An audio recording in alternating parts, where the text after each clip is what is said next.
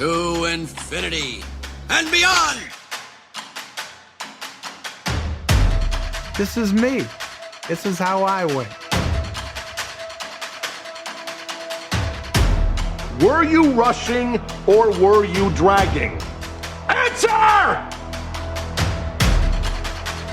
You're a wizard, Harry.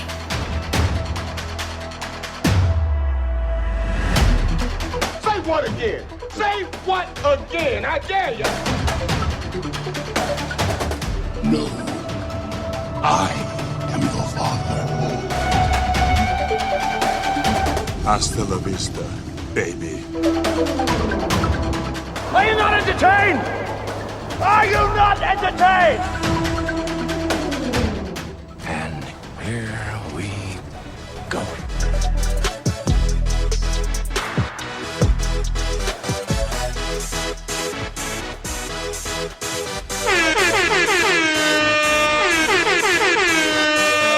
Y'all ready for this? Hello, everyone. It is here. Episode 100. Welcome back inside the film room. I'm Zach Goins. Here's Johnny Sobchak with me. What a day, Johnny. What a day. What a day indeed, Zach. This is a momentous occasion. I'm excited. I'm a lucky guy to be here with my friends and the work associates. But yeah. Do you think, let me ask you, is there anybody out there other than Michelle Lawler who's listened to all 100 episodes, you think? Do we have a loyal fan base? I'm gonna have to take absolutely not as my bet on that. Maybe Andy? Do you think Andy was in there as well? My parents need to pick up the slack, listening in, tuning in, but you can always count on Michelle. Andy as much as Michelle, I don't think. And I say that as someone who has never met either of these people. Well, you know, Michelle was a guest on the podcast at one point, so she's got to keep building up, hyping it up so that she can get her claim to fame there. But anyways, episode 100. Thank you to everyone who's been with us, whether you've listened to every episode or one episode, or this is your first episode. Thank you for tuning in. We really appreciate it, and we couldn't have gotten to 100 without you, because getting those little interactions on social media, or just knowing that someone comes to one of us and they're like, hey, what movie should I watch? That's why we keep doing this thing. I don't mean to speak for you, Johnny, but you know, that's always a great feeling when you're like someone's go-to for movie recommendations, or just something that you say, someone validates what you've been doing. Yeah, man. I mean, it's definitely, I love writing, and I love, giving my 2 cents on any bit of news or film that comes out. But it is really, if I was just speaking into the void, you know what I mean? And like no one interacted with me, or no one like really cared, or like wanted to have some sort of connection, it would definitely it wouldn't even be worth it. Like the reward. Sometimes it's good just to get those thoughts out there, but I understand what you're saying. That's true. Well, I guess I'm talking more about the actual work that we do. Right. Right. It's nice to someone is either listening or reading something that you've written, and is just kind of like, supporting and aware, and they think that, you're worth their time, and they do kind of look to you as a valid source of whether it is news or just your own take on something. It is always fun. And I've been doing the podcast since last summer, basically, right? I can't remember the month I took over, but it's been a while now, and we just passed, I think it was last month maybe, when I took over as like senior writer after getting out of college. So I've done more writing in the last year, for Inside the Film Room than I did in my entire real like professional life previous. So it's been epic, and I'm excited to see kind of like where we go. Epic, like the epic movie from 2007. Is that a spoiler? Is that an Easter egg for what's to come in this episode? Hey, maybe. So, I know. We teased it last week that we were going to figure out something great to do for episode 100. Hopefully you all think this is great as well, but here's what we've got on schedule today. As always, WandaVision, episode 7. We had a huge episode this past week, so we can't throw that out the window. We're still breaking that down. And then last week he was here. He's here again. Jake Lawler will be joining us, along with his brother Conor Lawler and Nick Stathopoulos, the director of Good Samaritans, to break down that short film, their debut their debut short film that released over the weekend on YouTube and across social media. So really excited to be able to help amplify that and just hear about the process that they went through to coming up with it, to creating it, and to now distributing it. So really excited to have that discussion. And then, since we've had so much fun with our movie drafts that we've done so far, we're throwing it back, doing another draft. We had to get the whole crew together for 100. So Conor will be joining us for that, as well as Josh Martin, good friend of the pod. So Remy also wants to get in on the action. He might throw a couple picks in there, but we'll be doing that. And the year is 2007. So we're going to be, like I said, throwing it back. But before that, what's going on, Johnny? What have you been up to this week? I apologize for Remy. That's okay. Hey, there might be a connection to something that came out in 2007. Remy knows what happens in 2007. But yeah, it's been a pretty chill week, I think. Nothing too crazy. Some exciting bits of news that I've been kind of keen on. I think that's something I forgot to mention. No news this week. Yes, because of the 3-hour podcast limit. Yeah, so we got a lot on our plate, so the news is going to wait a little bit, which is fine. But I'd say the most significant thing for me this last week, as far on the movie side of things, is I've watched 3 movies since our last podcast, just 3, and they have all been in a movie theater. And look at you go. To go into like later in the evenings, either after work or on a day that I have off. Not like it's 40% capacity. They're relatively empty showings anyway, because just a lot of people don't even know the theaters are open in North Carolina where I live. It's been so good. It's felt like honestly tell the people, the suspense is killing. What have you seen? I forget. So I saw on Thursday, we're recording this on Sunday, I saw Judas and the Black Messiah. And that was the second time I got to watch it. The first time was, via Sundance at home.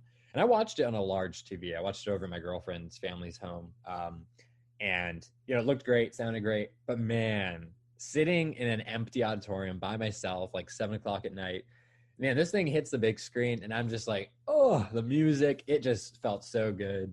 I noticed a lot of more just tiny little visual details that you maybe can't notice on a home system. It cemented it overall for the film. It just cemented it as a masterpiece, in my opinion. It hit even harder, I think, the second time, because I kind of got to slow down and just appreciate everything. And then over the weekend, Friday night, and then yesterday, I saw the last 2/3 of The Lord of the Rings. I saw The Two Towers in IMAX on Friday, and I saw Return of the King in IMAX yesterday. And these are both the remastered, recolored, upgraded versions that they just released on 4K over the holidays. So it was like a whole brand new experience. And I've seen these films a handful of times each, but this is by far the most engrossing, like goosebump inducing, like experience, like some of my favorite movies of all time, of course.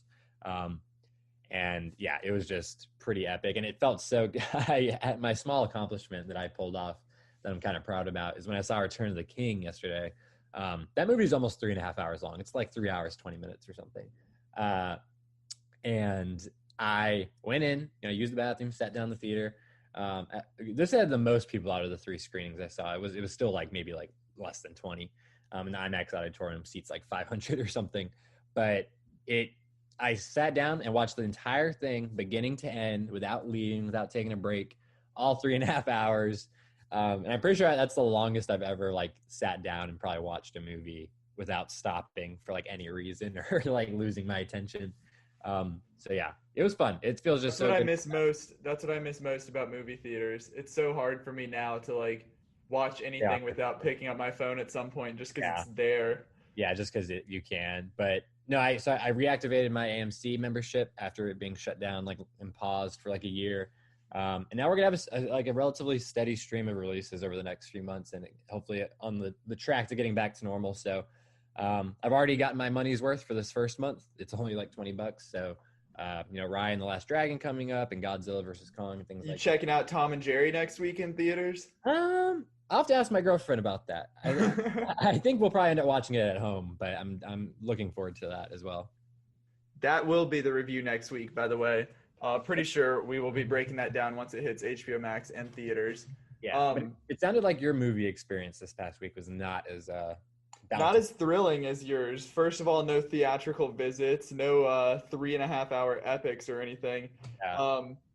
All I have watched this week is the movie I Care a Lot, the new one on Netflix that came out with Rosamund Pike.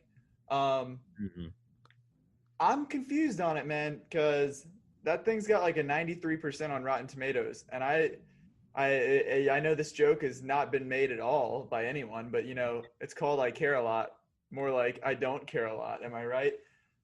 Was not really a fan of it. I don't know. Did you see it? Did you watch it yet or no? I've not gotten a chance to watch it. I'm curious. I mean, because she got a Golden Globes nomination for this movie. Okay. I thought that I had heard something like that. So Rosamund Pike is very good in it. There's no denying that. She's always good. Right. It's obviously this movie's more like light than a Gone Girl, but it's the same type of like calculating, like cutthroat bitch of a character. So it's nice to see her like playing that again. And she kills it like she did in Gone Girl. But the movie itself, like, it starts off strong and then it just like takes all of these like wild. It tries to be way too much. Like, I don't know if this is in the trailer, so it's not really a spoiler, but it's like basically she swindles elderly folks out of she like becomes their legal guardian, dumps them in a old folks home, and then sells all their assets and takes the money. And then so like that stuff is like fairly intriguing just because of like the like world and how sinister that is. But then it's like, okay, now the Russian mafia is involved. Now they're having shootouts in old folks' homes. Now there's fake deaths. Like, it really just like escalated far too quickly and got out of hand. Whereas if it had stayed more grounded, I feel like it could have been really good, in my opinion.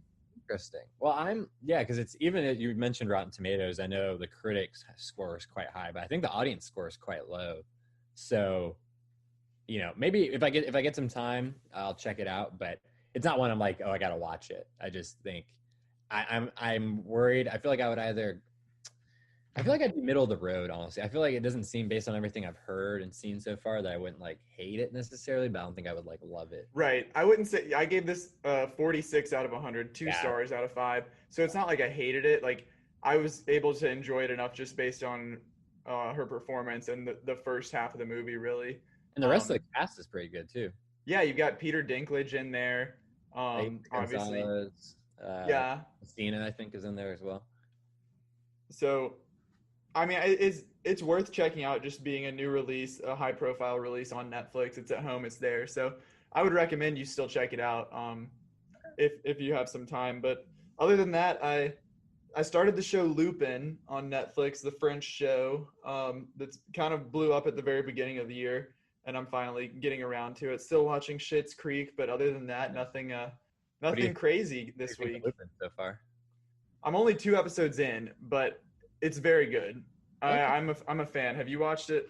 I haven't. I had heard of it. And I knew some people that had watched it. It's dubbed, isn't it? Yeah. No. It's subtitles. Okay. Yeah. Oh, okay. Maybe I'll go back and check it. I'm so bad with TV. Like, right. Taking all of my passion to keep up with WandaVision right now. But I feel like I'm either like, I have a week and it's either a movie week or a TV week. And so when I report back, I've either watched like 4 movies that week, or I haven't watched any movies and I've watched like 2 TV shows. So it's hard to balance. I know that's a bad complaint to have, because it's like, oh, wow, you're struggling watching all this stuff. Poor you. But I feel like it's one or the other for me. Speaking of TV, Zach. Let's hear it. How about that WandaVision? How about it? Episode 7, Breaking the Fourth Wall was the title, the 2000s theme. Little bit of mainly Modern Family, little bit of Office. Basically the whole... There was more Arrested Development than The Office. Yeah, like, I mean, the whole idea was that it was the mockumentary style. So like, but I feel like the Office mockumentary is very much like, it's its own kind of thing. You know, like this had like the sit down interviews, but The Office is more of like the shaky cam and glances to the camera versus like Modern Family. I haven't seen Arrested Development, so I can't speak on that. But like Modern Family, the show is happening, and then they have a sit down interview. You know, it's not like a. Yeah, you would love Arrested Development. Like, it's hilarious. But the reason I mentioned Arrested Development more than anything else is the handheld style is very much, even the way it's shot, like the camera like angles and like the lenses and things felt like Arrested Development. And then kind of the music, like kind of the quirky like music that they were using felt also very much like kind of out of Arrested Development. So yeah, I didn't expect that, so that was a welcome surprise because I do like Arrested Development a lot. But yeah, I would definitely recommend checking it out. That show. Very heavy Modern Family though. Like yeah, Elizabeth Olsen was literally doing her best. Yeah, she was literally doing a Julie Bowen impression as the Claire Dunphy from Modern Family. And even like after the intro, the font was the same as Modern Family when it said WandaVision.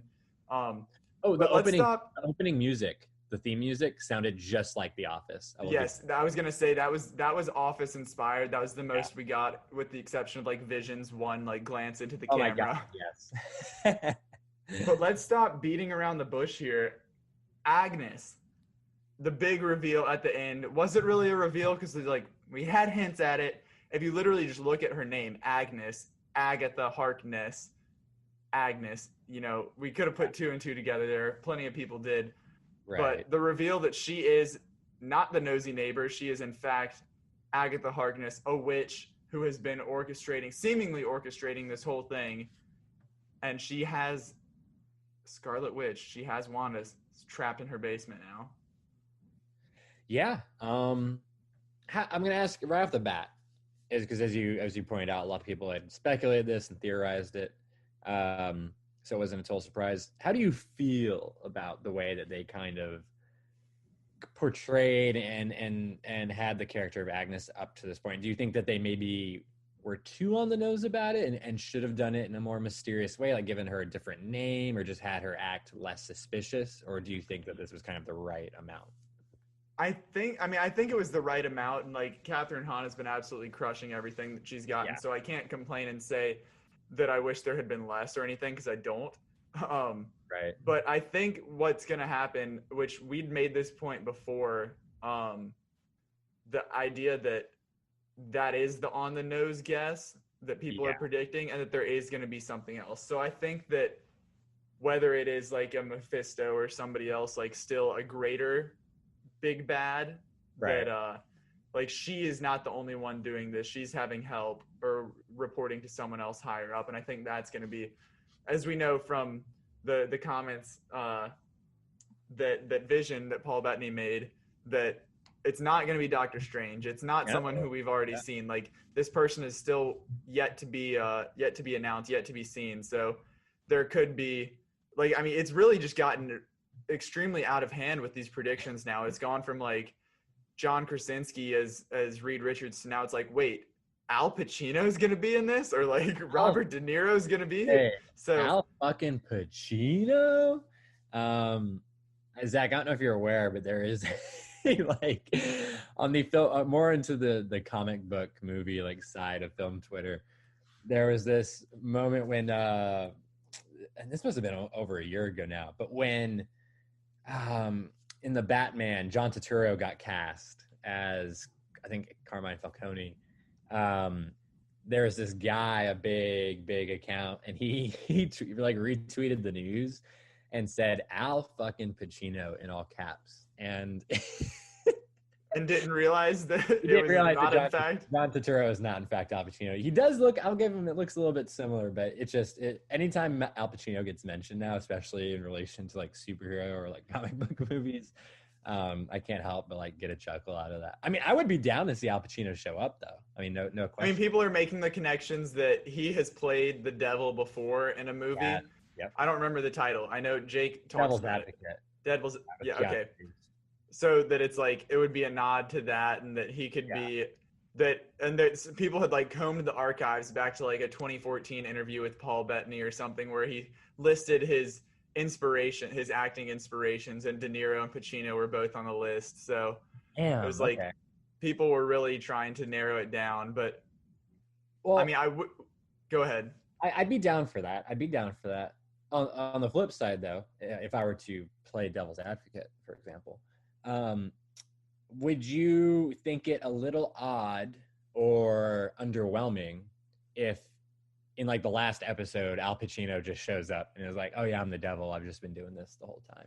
Well, I think what's going to end up happening, I read one theory that was saying that this would set it up where he could either come in at, I don't know if it would be as late as like the end of the last episode or something, but that it would like basically lay the groundwork for him. And then as we know that Wanda's going into Doctor Strange, that he would then be the big bad for that movie. So this is almost setting up that. So I would be very like, knowing how closely this is going to be tied to Doctor Strange, then I wouldn't be upset with that, because I would just see it all as like one big continuation. Right. And I think, yeah, that's tough, man. What is your actual prediction at this point? Like who is it gonna be, man? Because it really could go anywhere. I mean, I think it's so hard because, like you said, we've literally gone through so many. Is it going to be Magneto? Is it going to be Reed Richards? Is it clues? I feel like. I think it will be a bad guy, and that it will then set up whether it's Al Pacino or not. Who knows? But I think it is going to be a villain to set up Doctor Strange. Okay, that's fair. What about you? And are you willing to go out on a limb and make a prediction? I don't think I can go out on a limb and make a full prediction at this point. If I had to bet money on something like right now, I feel like Magneto just makes more sense in a way, because I don't know, because Agnes at this point has been built up so much. I feel like she could easily serve as the big bad. You know, I don't think they. I mean, I'd be all for it if we get more. Like, if she extends beyond WandaVision as well, that would be great. And I don't think we necessarily need a bigger bad or a male kind of partner to show up and be like, oh yeah, we've been working together, or like I've been using her as a pawn to get you, right under control. But I don't know, because they've already had Evan Peters come in as the Quicksilver from. He's which also that kind of ties into the whole. We haven't talked about it, but Nexus. Monica Rambeau being Photon, she re-enters the Hex, gains her powers. We don't know if she knows how to use them yet, but it's clear she has powers. And the post-credit scene, or mid-credits, whatever you want to call it, the first one that we've got here, is Evan Peters making his first debut in this episode after sitting out the whole thing. And it looks like he's working in cahoots with Agatha, and that basically he seemed to be threatening and kidnapping. It did seem like that. He was like, oh, why are you lurking here? Now you're trapped too. So we're going to have to get Jimmy Woo to come in and save the day, I think. Or Magneto to come in and save the day. Am I right? That's true. That's true. But I don't know. It could really go either way, I think. Yeah. And then one last thing, I guess, unless you have anything else you want to bring up, but the Nexus, that was the commercial. Yes. The weekly commercial here, this one was for Nexus, an antidepressant that, quote, works to anchor you back to your reality or the reality of your choice.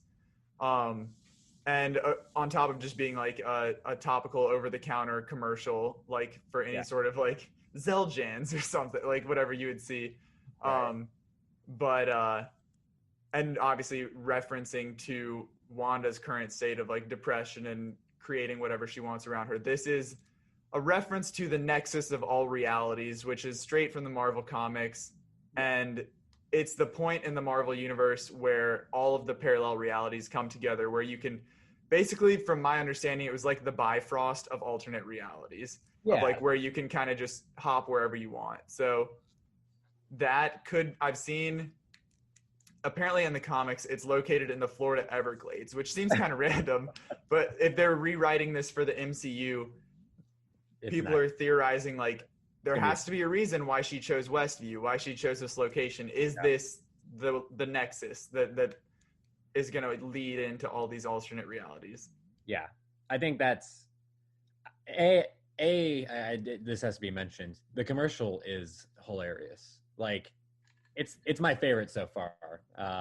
And it was just so funny. It's such a funny play on like all the, the advertisements we see for like the pharmaceutical industry, these different medicines that have like the worst side effects, and like side effects that kind of negate the point of even taking them in the first place.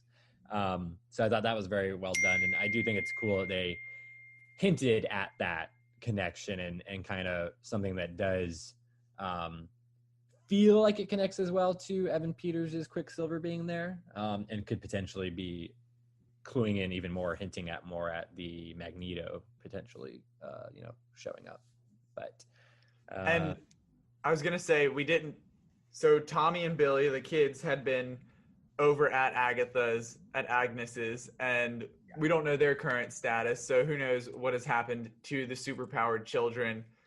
And I will say, I just read this as I'm browsing while we continue to discuss, that there was a super prominent cicada on the curtain in Agatha's living room, like the bug. Yes. And that is apparently a form taken by Mephisto in his first chronological comics appearance back in Avengers number 38. So it's got to mean something, huh?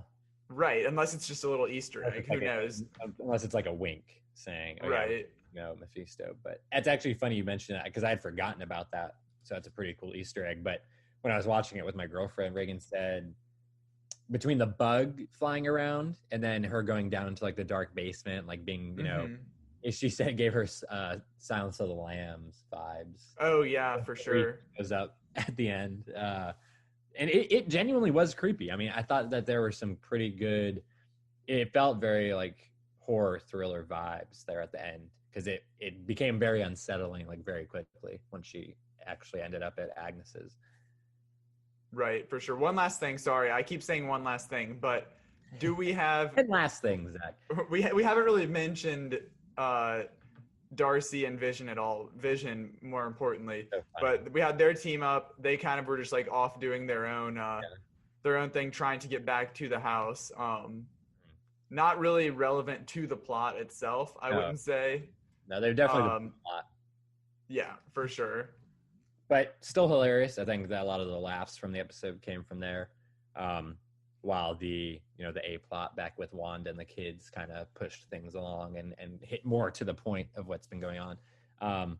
Also, quickly before we go, and I haven't said one last thing yet, so this is one last thing. Agnes All Along, or the song that plays, like the little montage there at the end. I mean, what an absolute banger. I mean, and that was actually Catherine Hahn. It was, singing.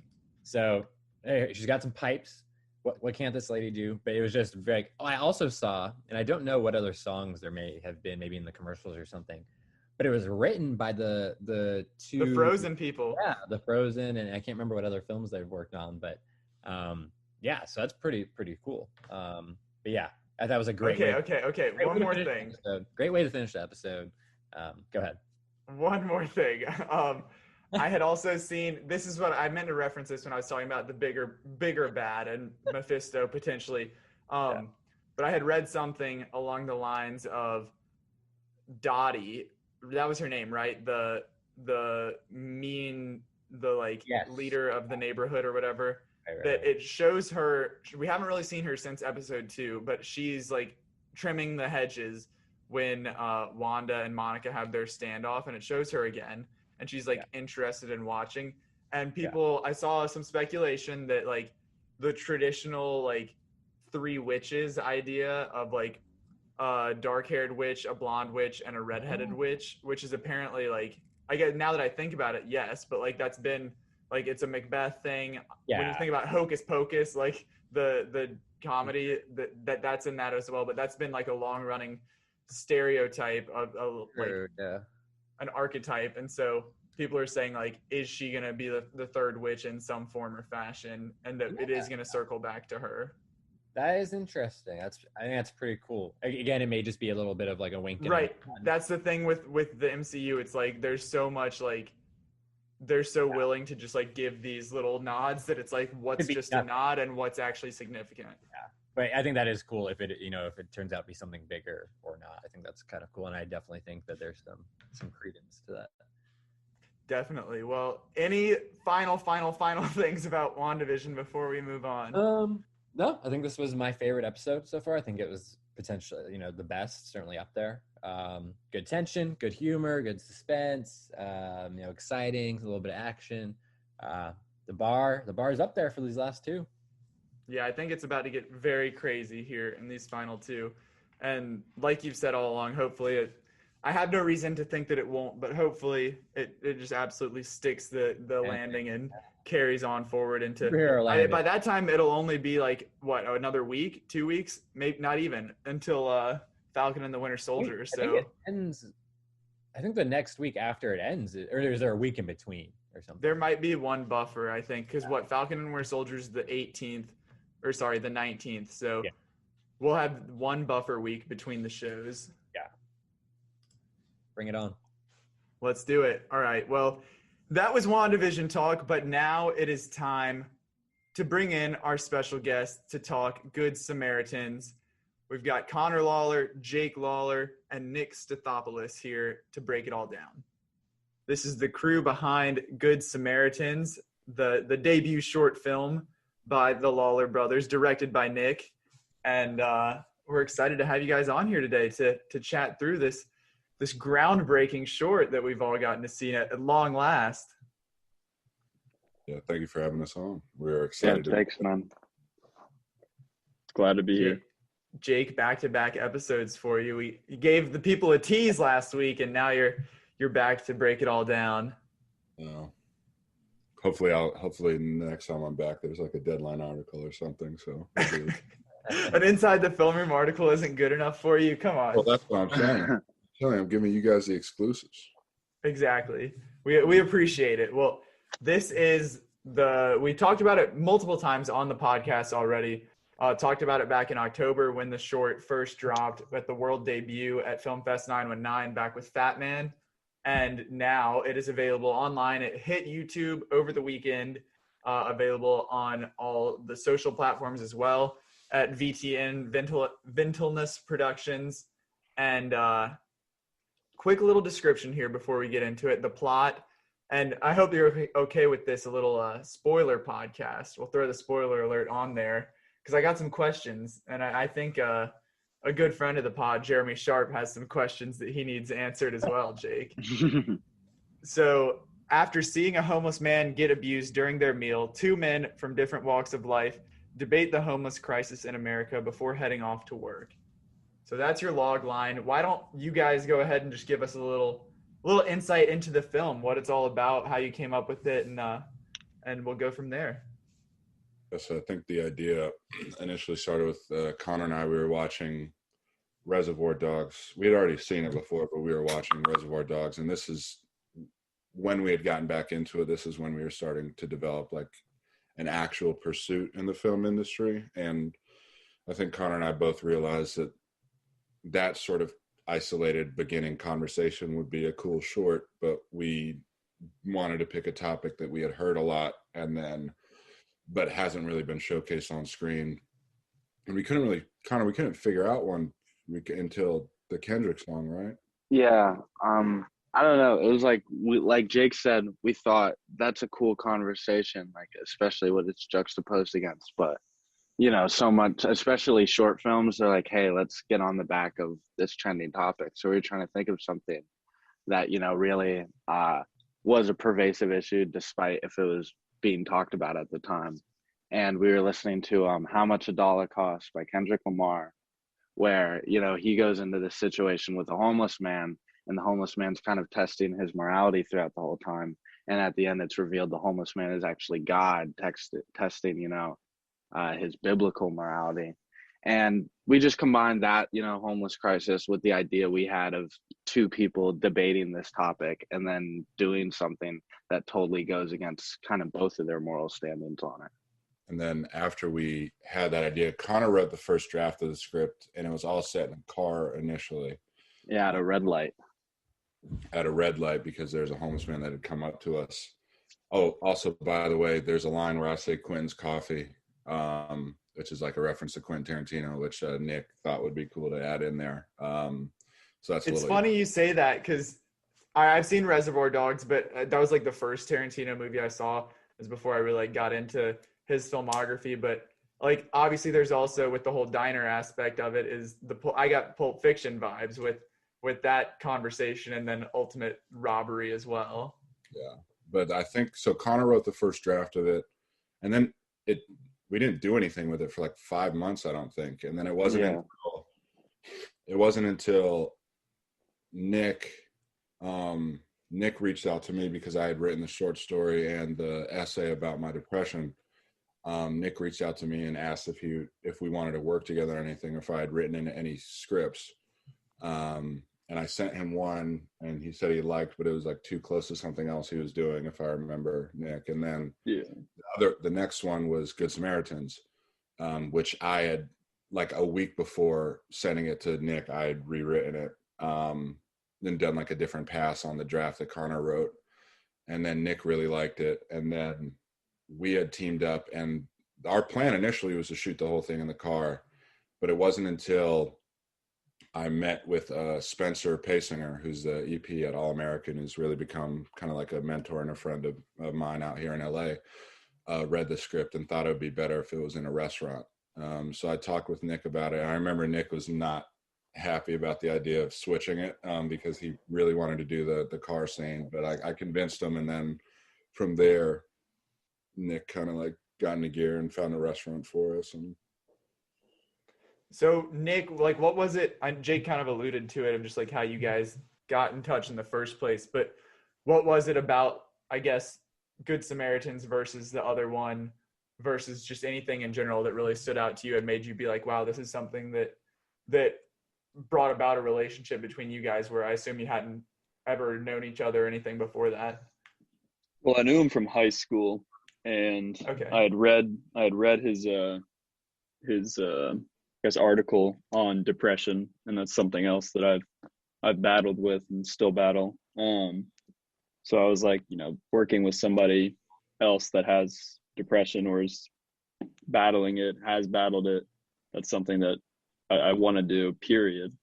But the story itself, homelessness has always been like a huge like passion of mine, in terms of like what I think the United States needs to solve, and something that I think the American people need to more or less actually understand, instead of just the surface definition of it.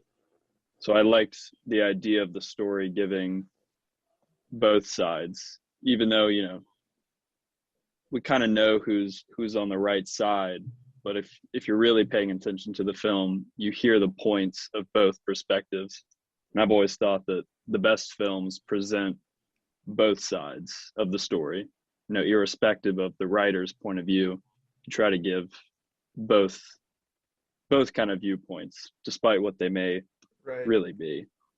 That's like, when I'm watching this, like, Jake, it's almost as if you're like the villain, like with I assume, just like from knowing you, there may be like a shred of what your character says that hits home, or that you believe, but for the most part, like, if I were the one judging it, I'd say you're in the wrong.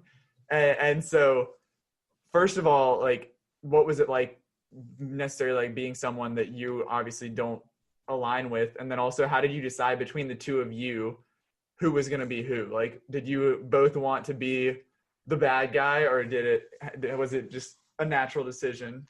Well, so I think it, and Conor, definitely jump in if you feel anything. Yeah. But I think it was pretty natural.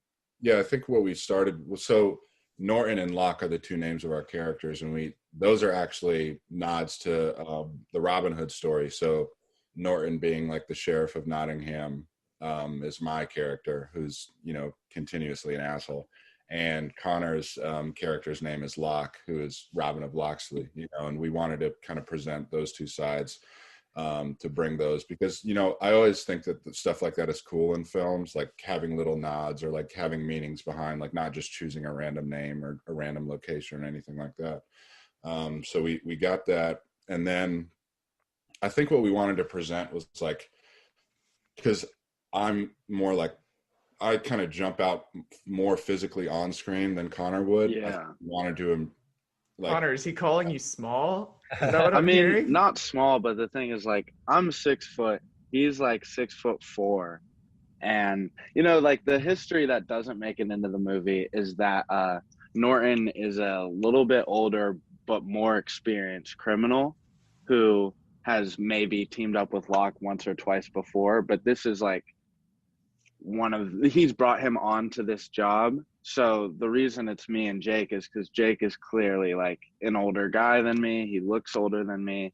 You know, he can play an experienced criminal, and I can play someone a little bit more naive, which directly relates to the fact that despite my naivety, or not, whatever the word Naivety. is, there you go. Despite it, I'm right in my eyes. And despite, you know, his experience, he's wrong. Gotcha. I think that's really kind of how it came about. So, if you don't mind me popping real quick, just to. Take it away, Johnny. Hi, Johnny. I don't want to dominate over here. So first off, I love that how much a dollar cost was part of like the inspiration for this. That actually might be my favorite song off To Pimp a Butterfly. And I'm curious, like, when did that first come? Because you said after you guys kind of discussed it and kind of inspiration, and then Connor like knocked that first draft out. When did that happen? Because I know the filming for this obviously was kind of last year, you know, summertime.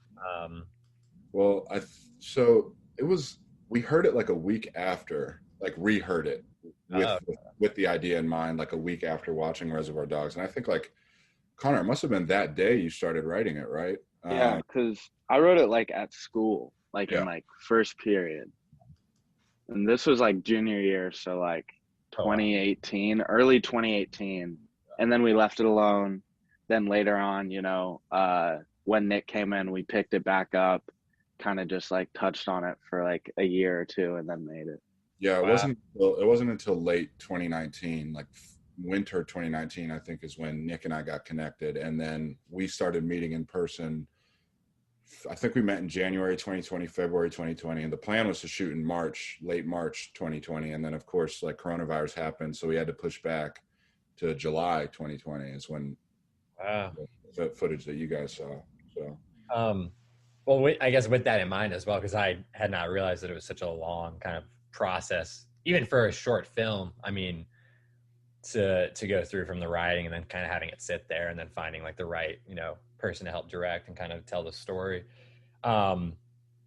Did you ever consider, you know, sitting on it for that long, changing? I mean, of course, the one thing that changed most significantly was the setting from the car to the diner. Were there any other aspects of the story or the characters that you know, considered changing, or actually did make significant changes to that weren't really there at the beginning?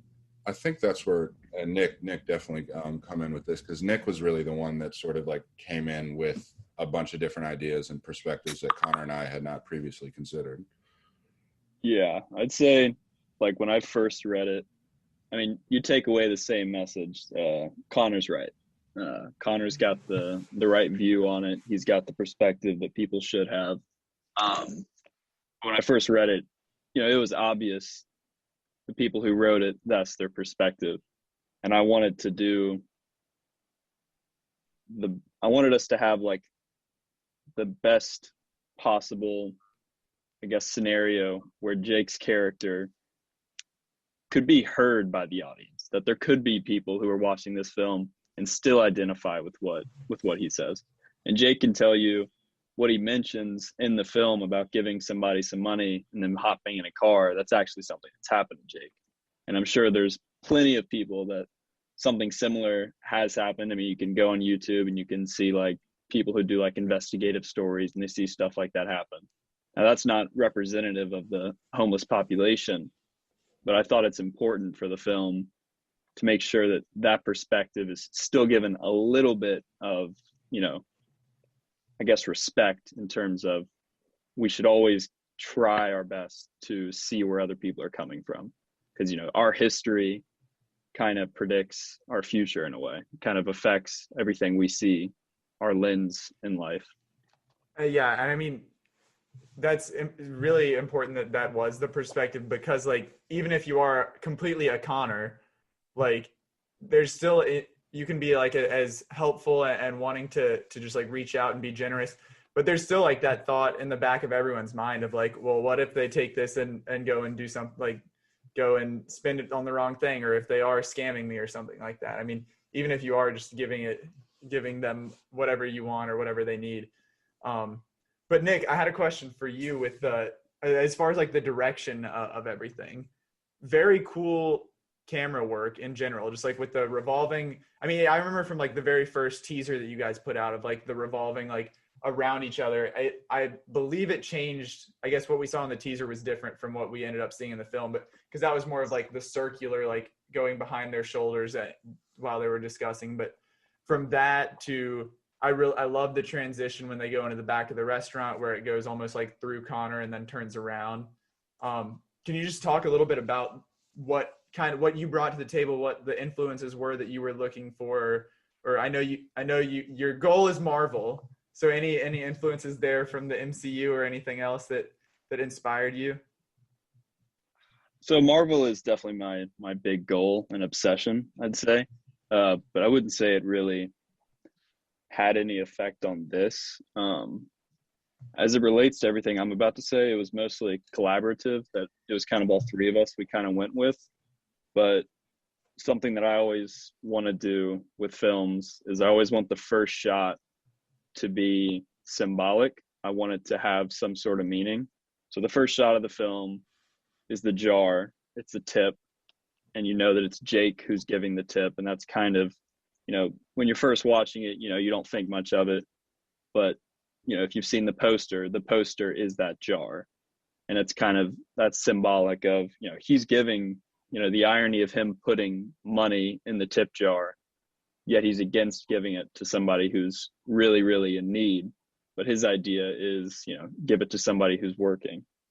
As it relates to the other camera work, I knew I wanted it to be static for the entire conversation. I just wanted it to just be back and forth, Jake, Conor, Jake, Conor, Jake, Conor, to kind of give that different viewpoint, and go back and forth. But I wanted the beginning to be, all moving. And then the revolving was supposed to kind of, I guess, be symbolic of, let's get a taste of, we're about to see two different people's perspectives, two different walks of life. So we're going to go around the circle, and then the rest of the film is going back and forth. And then once you get to the end, that's when you see like the first shot back, like from the beginning, when it gets back to the circle, we stop here, and then that's when it goes back and forth. And then at the end of the conversation, we go back to seeing them both. And then as they walk in, and the rest is just, we want it moving because there's everything's a surprise. Nobody really saw what they were going to do coming. So that was mostly just, we wanted everything to be moving towards the end to kind of stir what people didn't see coming. Zach, if you mind hopping real quick, just with a question for Nick. Of course, we were just talking mostly about like the camera work and movements, things like that, which I thought again was really well done. Also, like I mentioned this to Jake and Conor, but the coloring I thought was really well done as well. And I'm not sure. I remember the credits. I'm not sure. Of course, you probably have a lot of input on that. So I thought all the technical stuff was like really, really well done. For the acting and like the direction of the actors, of course, and Jake and Conor, I'll put this to you as well. Like you guys, to my knowledge, like don't have like a ton of like acting experience, right? No, Yeah, that was my first role ever. So I've done some commercials, but like I've never done any narrative acting. Okay. And so to pivot from that, like with you, Nick, you've directed before. What was it kind of like directing actors who didn't have a ton of experience? How did you work with them and kind of give them pushes in the right direction? Of course, it's something they're already really passionate about and invested in because they've, formulated the idea, they've written the script, and just like, I guess, having the right touch in that sense.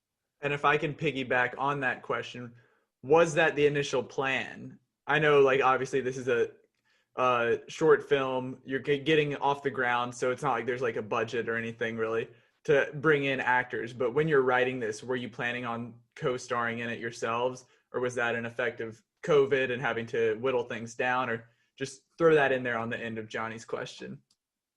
I'll start with that. I'd say 50-50. When I first read it, I definitely, because at first I was only in communication with Jake. I wasn't in communication with Conor at first. So I know when I first read it, I was reading it as if Jake's going to be in this and we're going to find somebody else. Once Conor got involved, then it was a 50-50. I'd really like it to be them, because I think if you're the writer, you're going to have the best sort of idea of where the performance should go. So in other words, the director has less work to do. But I was also, getting professional actors is always easier. I probably did the opposite of what most people would do in terms of directing. In the past, I've only worked with people who have acted before, and usually I'm a lot more hands-on when it comes to that. But I actually did the opposite for this, knowing that they hadn't really acted before. I wouldn't say I did some directing in between shots that say, don't do this, do that, don't do that face, don't move your arms, raise your voice, stuff like that. But for the most part, knowing that they hadn't really acted before, you kind of know that it's hard to put into words, but at the end of the day, knowing that they wrote it, I knew that whatever performance they were putting out was what they felt that character would do. So it's always easier. I mean, I think of like Ben Affleck in Argo or The Town. He knows what that character should do. He knows the performance. He doesn't really need to direct himself. He'll probably rewatch it and do things differently, but he knows what he wants to do. And I think it was the same way for Jake and Conor. It was just maybe in between shots, I would give a few notes. Yeah, and I think like just off of that, Conor and I we talked about it for a while. We didn't want to necessarily be the ones to do this. I think Conor was much more confident in me acting than he was, but I think like we both decided that like if this was going to be what we wanted it to be, then we needed to have that sort of chemistry that we had already built.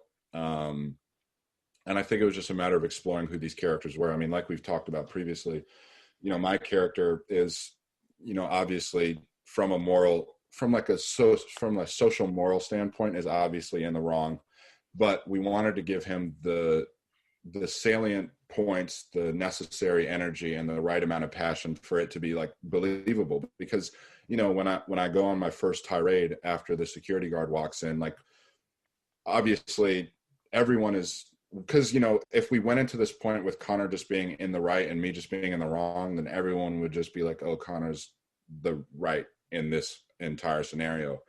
But when we wanted to put a lot more emphasis I think into my character and exploring my character, because we realized that we were already starting from behind to get people on board to understanding why people think in that viewpoint, not necessarily to convert, but just to give context for the reasons being. And I think when we were going through the rewrites and when we were going through character exploration, I needed to be as passionate as I could be throughout this process to give people credence to understand the necessary like reasons and why I'm arguing these points. And like when I do go on my first tirade, like everything I'm saying is all experiential, of course, but it's all like it's necessary to understand who this person is and how he operates. And, none of it is necessarily from a completely 100% selfish perspective. Like you can tell that this character has had to survive at some points of his life. And that's that's what is left. That's kind of what stayed with him as he's grown. And I think with Conor's characters, he used the term naive, but I think that, optimistic is probably like a much better term. because I think one of the most defining moments in the character, I mean, in the short, is Connor's last line. We're saying, "You don't know what it's like," and of course, like the illusion there is to show that Connor's character had dealt with homelessness before, or has been around it in some capacity.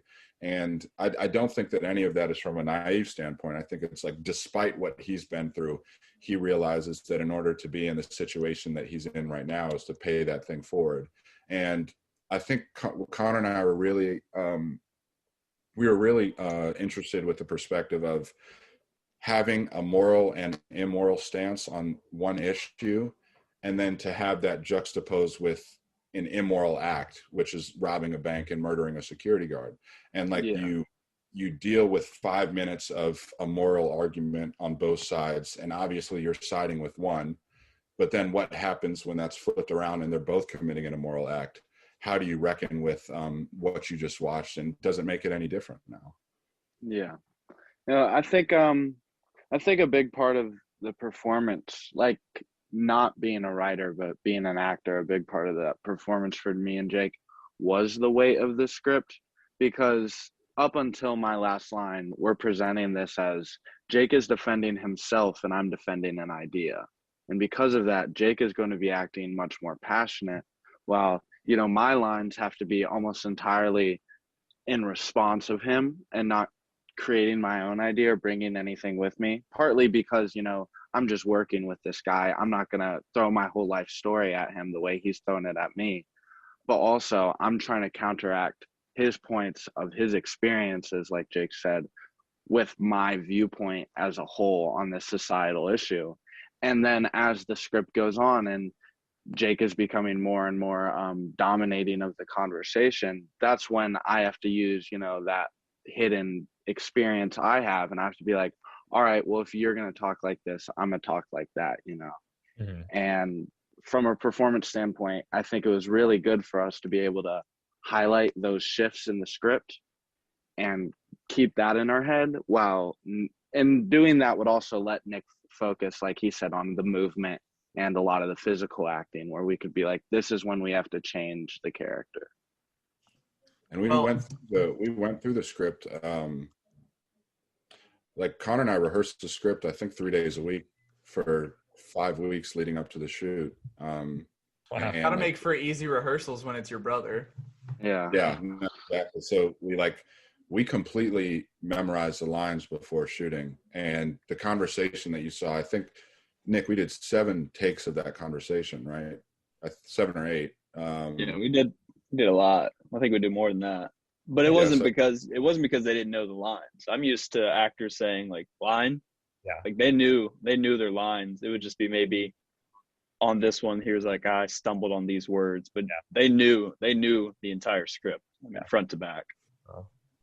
We just shut the cameras up and we went to work. So that kind of leads into the question I was going to ask on like a big picture. I know, Nick, you've done some directing before, like you mentioned, but obviously Jake and Conor, you've both written plenty of stuff, but this is the first time in a professional sense that it's like all come together. You know, I'm sure you made like home videos as kids, like making movies, but like to see something that you've written go through the full process of writing, rewriting, editing, and then doing the production, getting a director, getting a crew together, and actually making it. Just what was that process like? And I mean, the only thing I can compare it to, I would assume, is like as a journalist, like writing your own articles and then finally getting something published, you know, like to finally see everything come to fruition. And real quick before you guys respond to that, I'm just going to throw, because that's a great question, and I'd like to know more about that. But I know also, I think it's good for anyone listening to, you know, starting with short films, I think is a way that a lot of filmmakers, of course, like break in and, you know, find their voice and whatnot. But there's a lot of like, you know, trials and tribulations that can come along with that. And just, you know, I think talking about the process, I think it'd be especially nice to hear any like, you know, difficulties you went through or like changes you had to make that maybe you didn't want to make, or anything that the ways that you think that those actually benefited the process as well.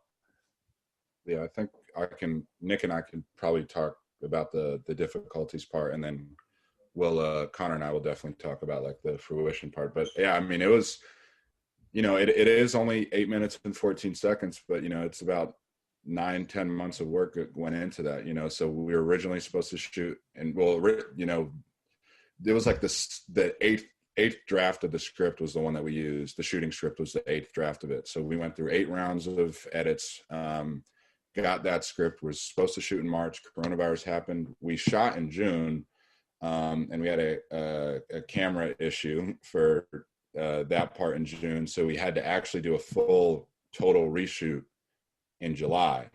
So we reshot everything a month later. We did that, and then we realized that we were going to be able to shoot to submit our film to a Film Fest 919, and that was about 5 weeks before the film festival was premiering. So that 5-week span was like we were not in ready shape. Like it was not ready to be released. So we had to find a sound mixer. One sound mixer just dropped out. Another sound mixer had a lot of trouble, and then we had to get him to a necessary place in order to make like a festival cut. And mind you, the festival cut was not color graded the way that it was now. We didn't have like the shell shock effect at the end. We didn't have like, it wasn't as smooth, it wasn't as clean, it wasn't as cut. And then after that, I mean, Nick, do you want to talk about like post festival where we were at with everything? Yeah, I mean, I remember when Jake told me that we were going to play at the festival, and I'm in the middle of the semester, and I'm like, are you serious? Because I was not at a point in editing or coloring that it could be ready in 5 weeks. So I mean, he probably remembers I pretty much dropped I didn't literally drop all my classes, but I stopped doing classwork and got behind, luckily, because my due dates were kind of like, you can do them whenever. So I kind of just stopped doing schoolwork for 2 weeks and just worked on the film nonstop to edit it, color it to the degree that we had it. Because we actually went into a different direction color-wise than what we end up seeing on YouTube. It was a lot less saturated. So it had a different aesthetic to it. But post-production wise, I would just say the biggest changes were just COVID meant that we had to have a lot smaller of a crew than I would have liked. And then really just the coloring took a lot of experimenting with what we wanted to ultimately do. Well, yeah, and then I'm going to say, glad I mentioned the coloring earlier, because I'm sure that makes you feel good knowing all the hell you went through to get the final look. Well, it was funny because the initial look we had was like kind of Prisoners, Denis Villeneuve shoot, and then we changed it to sort of like a moonlight Beale Street sort of coloring. That was sort of the template that we used going forward. Prisoners is one of my favorite films, so I remember that being one Hell of my yeah. That movie's amazing. Yeah, I love that movie. It is a incredibly fulfilling and irritating experience at the same time, both to the same degree, and you could not be more happy. It's like they said, there are all the problems we went through, COVID happening, the rewrites, the things that weren't problems, the things that were just hard things to figure out. All of it was like another crew member to the movie to make it what it is.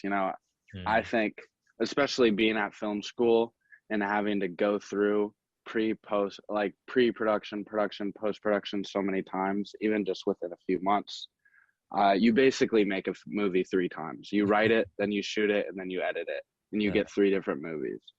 But it is still an entirely your movie, and everyone else who contributed, it's their movie, and you could not be deterred by it. Like, if you don't like that life, you'll know, because if you do like it, it's like a drug, and you cannot wait to do it again, despite all the issues.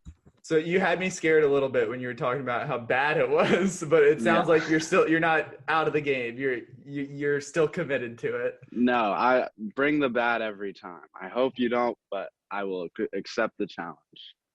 Yeah, I mean, I think like Conor said, it's an enthralling experience to be able to see it actually work, because I think Connor and I, and Nick as well, like we've had a lot of conversations about, there's so many people that are scared to do something. They're scared to put something out because they're afraid that people won't like it. They think that it'll never be perfect, or they're even scared to make those jumps. And I don't know. I've always kind of felt, especially within the past year since I've made like some serious lifestyle changes, I've learned, like, when you're staring out at the edge of a canyon, you have to fall in love with the leap.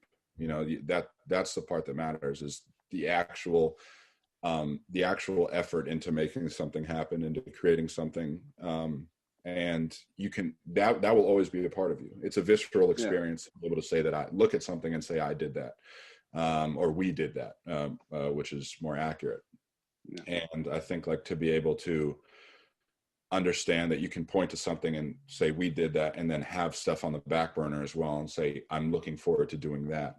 Because I think similar to, cause I remember Barry Jenkins saying this on a director's roundtable, that, he's most himself when it's production time. And I think I'm the same way, because, there's nothing quite like, even if it's a SAG union set, or if it's like a set with just a bunch of friends at a restaurant, to be able to be with a bunch of like-minded people working on the same vision and trying to fully realize that to the best of everyone's ability. It's the quintessential aspect of teamwork. In a lot of ways, it's similar to, a football defense, is that, like, everyone has to be operating everybody has to know what's going on. Everybody has to be operating in unison with each other to be able to make it happen. I think that, where, of course, you see people first and last billing, and you see, like, credits roll the same way, filmmaking is like an utterly collaborative experience. Like, no film gets made by one person or 4 people or 10 people. It's everyone on set, from the gaffers to the crafty people to, the director, the screenwriter. It's a collaborative experience, and it's a experience that I can't wait to have again with more like-minded people in the future. So my roommate has a great saying, I think, about what Jake touched on earlier. When you're a filmmaker, you're not just an artist, you're an artisan. And it's not just about creativity and love, but it's about craft and technique. And you have to embrace the process, like he's saying. And I think, like, and once again, like he's saying, that's the part people are scared of, but it's the biggest part of making a movie, is the making of the movie. You have to see that as part of the final film, and not just a way to get there or something to go through, but it's experience that you take with you and you add to the final product. Well, Jake, before we get into that back burner, the what's next, I have one last question about this project. Feel free to go all Christopher Nolan on me and be like, it's up to you, it's your interpretation. But if there is an answer here, Jeremy Sharp, like I mentioned, is dying to know. So at the end of the movie, at the end of the short, we see that the homeless man that you've been debating about, and the morality of giving him money, after you guys rob the money truck, you drop a bag filled with cash into his hat.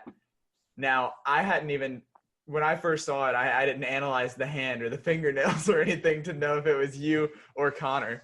But once that was brought to my attention, and as Jeremy pointed out in his text to you that you shared with us, so many different thoughts, different options. Did you have a change of heart, and it was out of generosity that you gave that to him? Was it hush money to get him to not even mention this if the police showed up? Was it money to make him a suspect if the police showed up? Is there a concrete answer? Is it a little bit of everything, or is it just take from it what you will? I think before I answer, because I think we have a concrete answer, but do we want to share that? I don't know. I'm 50-50 on that, because some of those ideas you just mentioned, like I wouldn't have even thought of, but I like the idea. Some of those are pretty good ideas, actually. Yeah. I might have to remember that for next time. You need to get Jeremy Sharp on your next script. I think ultimately, I don't think we're going to give like a definitive answer here, but I do think that, and I think it's cool that the money dropping is ambiguous. There is a discussion to be had on who dropped it, and once you realize, like, visually you can see that I dropped it upon like rewatching it, then those questions come about. But I think more so the fact on like the decision for it, regardless of the decision making behind it, I think what we all decided is that me dropping the money was a response to Conor's last thing at the table, because Conor got through to you. I was not able to respond to "you don't know what it's like," because we had to go off to work. And because I was not able to respond in that moment, the only thing I could do was a physical gesture of whatever it may be as a response. And, the last shot is us looking, or me looking directly into the rearview mirror. And I think what we wanted to do with that is where it serves not only as an indictment, but also as an incrimination of the audience as well, is that you have been having the same conversation we've had for your entire life. And it's up to you to understand and decide after watching this, how will you look at things differently, not only from like a homeless, non-homeless perspective, but a systemic personal perspective. And also, I think one of the most intriguing story elements of the film is the reversal, is the switch. And to be able to understand, like we talked about before, whether something be moral or immoral or not, what happens when they do something that is both considered immoral? Does that make Conor's belief in what he's saying any less valid, or does that bring any more validity into mine, or a vice versa, or kind of a marriage of either? And I think that really it's up to the viewer to take away, because we wanted that last shot to be super damning. So like I'm looking directly into the lens, and I'm not only looking to see if there's someone following us, but I'm looking to see if the audience has been following along the entire time. And I think that ultimately served as two of the most important parts of the entire film. And it is what you take away from it. Maybe I did change, maybe I didn't, maybe it is incrimination, maybe it is a gesture of empathy. Ultimately, it's up for you to decide. And I think like my last eye line is like, this is your story now. It's not just ours anymore. Well, that's nice. That's awesome that there's so much.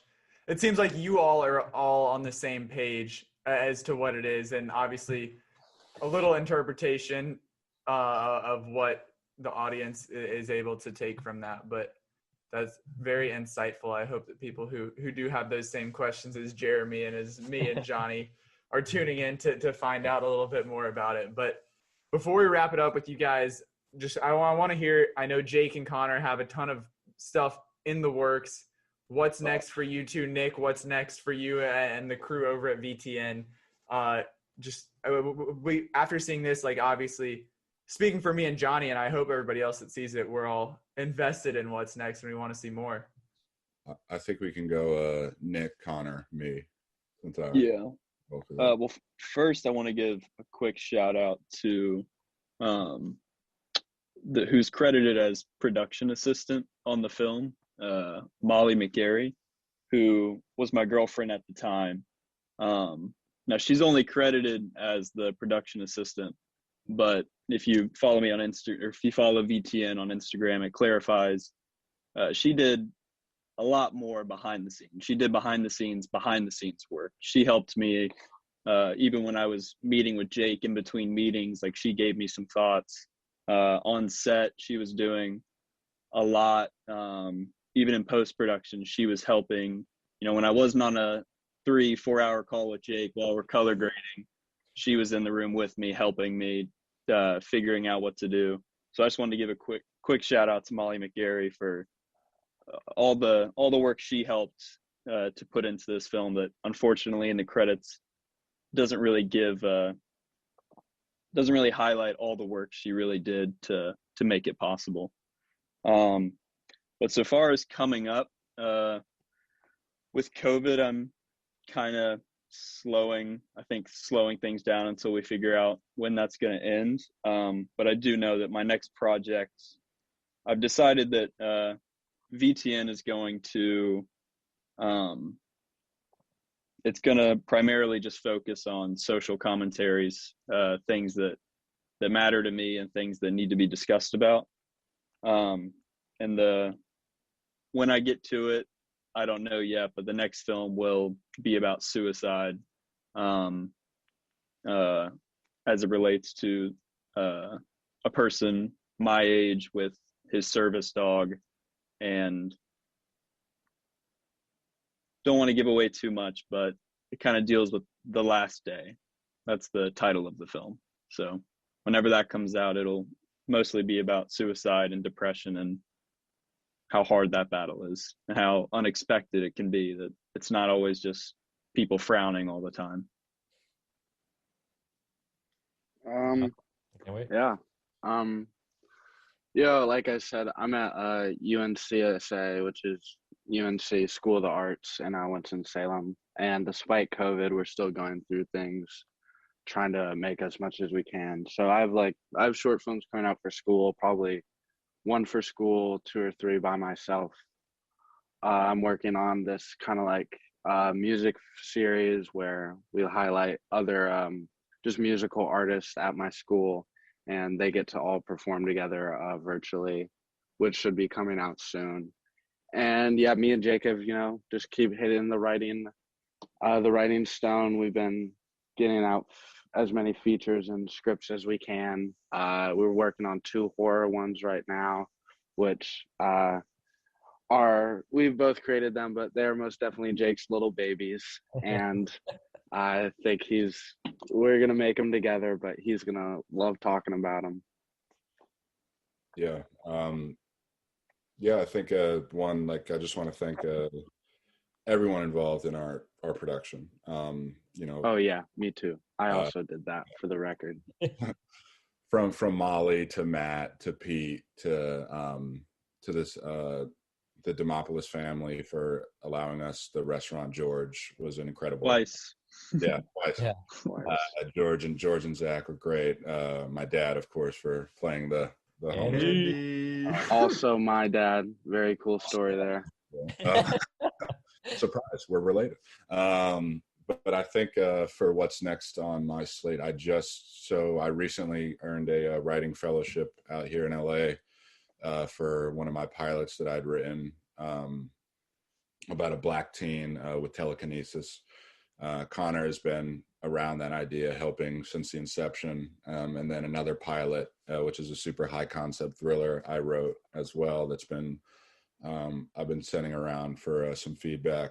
Conor and I just finished our first horror feature titled Voodoo, which follows actually I won't say what it's about yet, but you can tell that there's some different things going on there. We finished that. That's very close to how Conor and I grew up, with a lot of inspiration there from different things that we love. And then the next feature is titled Avarice. Conor and I are working out. We're probably going to start in the midst. Yeah, in the next 2-3 weeks we'll probably start writing that. But yeah, just keeping on the writing stone, like Conor said, and hoping one of these things gets picked up and goes forward. So, well, if Good Samaritans is any indication, if that's the starting point, then I can assume it's only going to get better from here, and you're at a really good starting point. So I'm excited. I'm sure Johnny is as well, to see for all 3 of you what's to come, and hopefully to keep these Inside the Film Room exclusives coming. Yeah, and if any listeners are film writers or anything like that, feel free to reach out on our website vtnprod.com, and you can submit, and I might look at the script and decide I'd like to produce the film. If it's in the social commentary realm and it deals with issues that matter, feel free to reach out and see about a collaboration, because I'm always looking for good stories to tell like this one. Definitely. Yeah, and, again, I'll just say, personally, I'm, appreciate you guys all coming on. It's great to chat it up, and I've said it a million times, so I'll just say it again. It was like a long time coming. It was really, impressive just to see how it did develop, over just like the last year. I was keeping up with it, and asking how it was going, when we can see it, when we're gonna get the screener link. So, but yeah, no, I'm excited. I think you guys are all, of course, super talented, and it shows. And I can't wait to see, what's down the road. Guys, thank you all for joining us today. If you haven't seen it yet, Good Samaritans is now out on YouTube and at VTN Prod on all social medias. We'll put the link in the bio of the podcast as well, so you can go straight from here to check it out if you haven't already. Again, thanks, guys. Really appreciate it. All right, it's time. The final part of episode 100. It's been a good episode, Zach. I gotta say, it has been. Well, we finally. It's like we know that in order for episode 100 to be great, it can't just be us. We've got to bring in the supporting cast. So Conor and Jake are still here, and Mr. Movie Guru himself, Josh Martin, the host of Revisiting the Golden Age, has decided to hop across the podcast network and join us for another movie draft. Josh, welcome. Hello. Glad to have you. Thank you for having me again. Excited to see what we all come up with a tougher year maybe than the last draft we had. Right. We wanted to throw it back. So throwing it back to doing a draft. We haven't done that since October, but also throwing it back even further. We've done 14, we've done 17. Trying to get a little out of our comfort zone here with 2007. As a reminder, we will be picking 2007 releases from multiple genres. No repeats of movies. Once something is picked, it's off the board. We've got drama, comedy, horror/thriller, blockbuster, animated, sequel, prequel, spin-off, and wild card. We will all pick from the same category at the same time. Whoever gets to pick first gets to pick the category that we're going to. No one will pick first until no one picks first for a second time until everyone has picked first once. And this is, I didn't talk this over with you guys. It was kind of the unspoken rule last time, but drafting based on personal opinion and like what we've seen, not for clout, as I addressed last time. As we know, there's lots of holes in my filmography. So not saying, well, I haven't seen X, but I know it's supposed to be good, so I'm going to pick that anyway just to hype up my list and win on Twitter. So the only exception is that because there are 5 of us, it's going to get hairy. So Yeah. if there's any desperation picks that you haven't seen, we'll allow it. But you can't be like, for example, I haven't seen There Will Be Blood, and I know that's a huge one from this year. I can't just pick it off the bat. So Very fair. So we've got the random generator pulled up here. We've got all of our names entered. I am sharing my screen so that there are no questions of morality here. So Zach's as a Zoom meeting goes, can you all see my screen? Yes. Yeah. Correct. Okay, we've got all the names in here. I'm clicking randomize. Let's go! Johnny with the top pick. Oh, And so we will be randomizing each round. So, like I said, Johnny will not get to go again until everybody's gone, had a first pick. But Johnny, lucky guy. Hey. All right. So should we just hop right into it? Yeah, let us know, where are we headed right now? Well, anyone who knows me knows what I'm picking right now. So oh God. He's this going is straight to drama. this is absolutely one of the best films ever made. No questions asked. Top like 3 probably of the 21st century. Paul Thomas Anderson's There Will Be Blood. I mean, if you haven't seen it, damn, Zach, not adding you specifically, but there's probably a lot of people out I'm there. not complaining about anything because this worked out as best as possible because I've got the second pick of this round. That's true. And What's the I already category though? What category are you Johnny calling put it in drama. Yeah, I Okay. picked All drama. right. Drama. Johnny drama. So yeah, drama up at the top. But Okay. yeah, it's just it's an epic. In like, it's not like your Lord of the Rings or Lawrence of Arabia style epic. It's more like, it spans decades. It's about this oil man for with the most basic possible terminology. And Daniel Day-Lewis gives like the performance of all time. So yeah, I think I first saw this, I want to say it might have been earlier in high school probably. And I was just kind of, or maybe it was even later in high school, but I had not really gotten into like smaller films really. It was mostly like bigger, like blockbuster type movies, even if it was like Nolan or Tarantino. And so seeing that was the first PTA movie I saw, and I was just like, holy shit. Like I randomly threw it on one night on Netflix and it like floored me. And I've revisited it several times over the years, and it just gets better and better. And I know a lot of people, when you think of like big American like epics, that are like some of the greatest films, like Citizen Kane, a lot of people obviously turn to, but like I'm taking There Will Be Blood over Citizen Kane like every day of the week and twice on Sunday. So cinematography is epic. The script is incredible, even though it's inspired by oil. It's very original. I think you can definitely sense PTA in his voice in there. It's often, no one would call this movie a comedy, but I find it like hilarious at times. I think with most PTA's films, even if it's very dark. But yeah, no, I can't recommend it enough. I think if I was putting like the best films ever made, this would be, top 10, top 20. If I was doing like my favorites, like of all time, it would also still be like top 10, top 5. So, yeah, there's nothing much else to say. Paul Dano's amazing.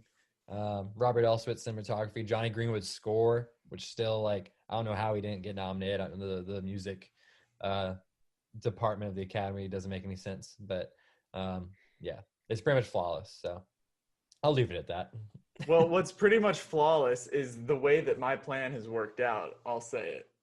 Like I said, I've got the second pick this round, and I'm getting a movie that I would have to, in my head, I thought I was going to have to pick this category myself, have the first pick to be able to take it. Okay.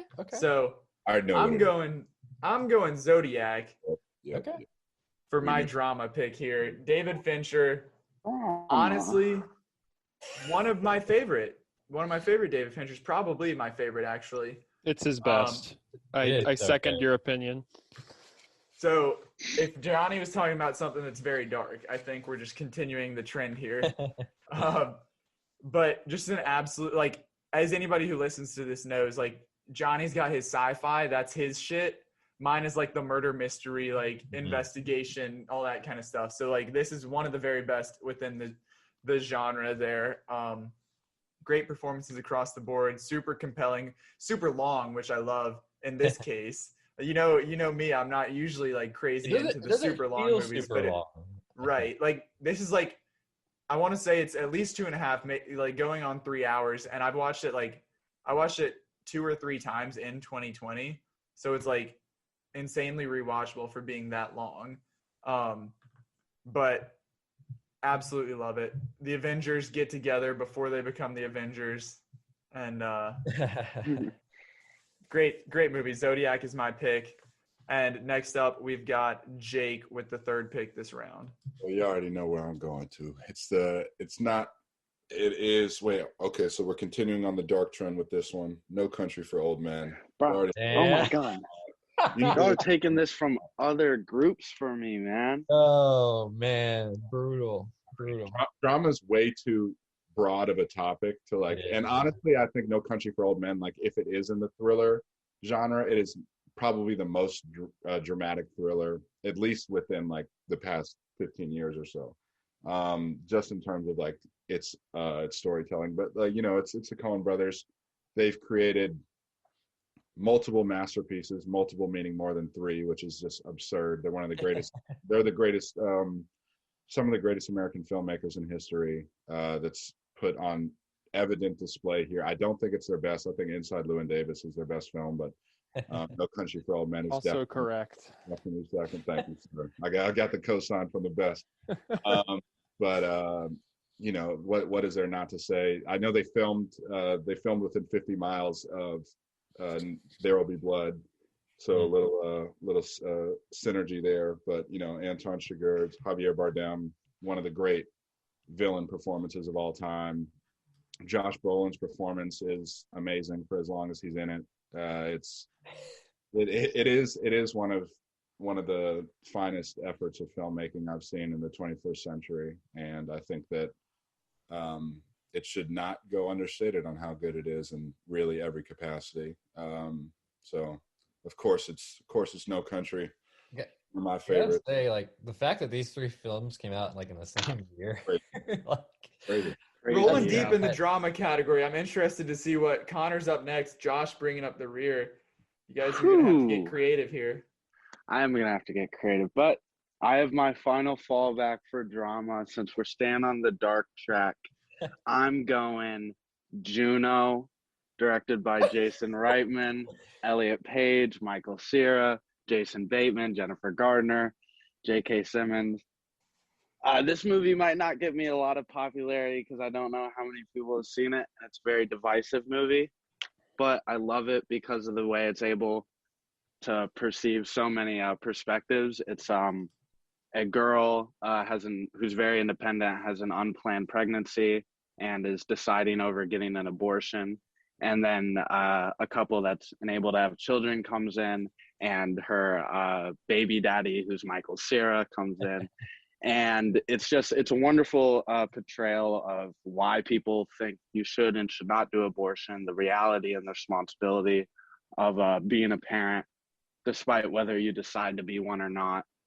It's pretty funny. It's pretty sad. And yeah, this was my final fallback. I assumed I was going to have to use it, but I'm happy I chose it because now I'm going to get the most variety in my draft possible. love it. I'm glad you're happy, Connor. Yeah. Thank you. Josh, let's see what pulling from the archives over there. He's on the 6th page of Letterboxd 2007. I think it's only fair that Josh has to bring up the rear on this one, though. He's going. He does have the most extensive library to pick from. He's going to bring up some.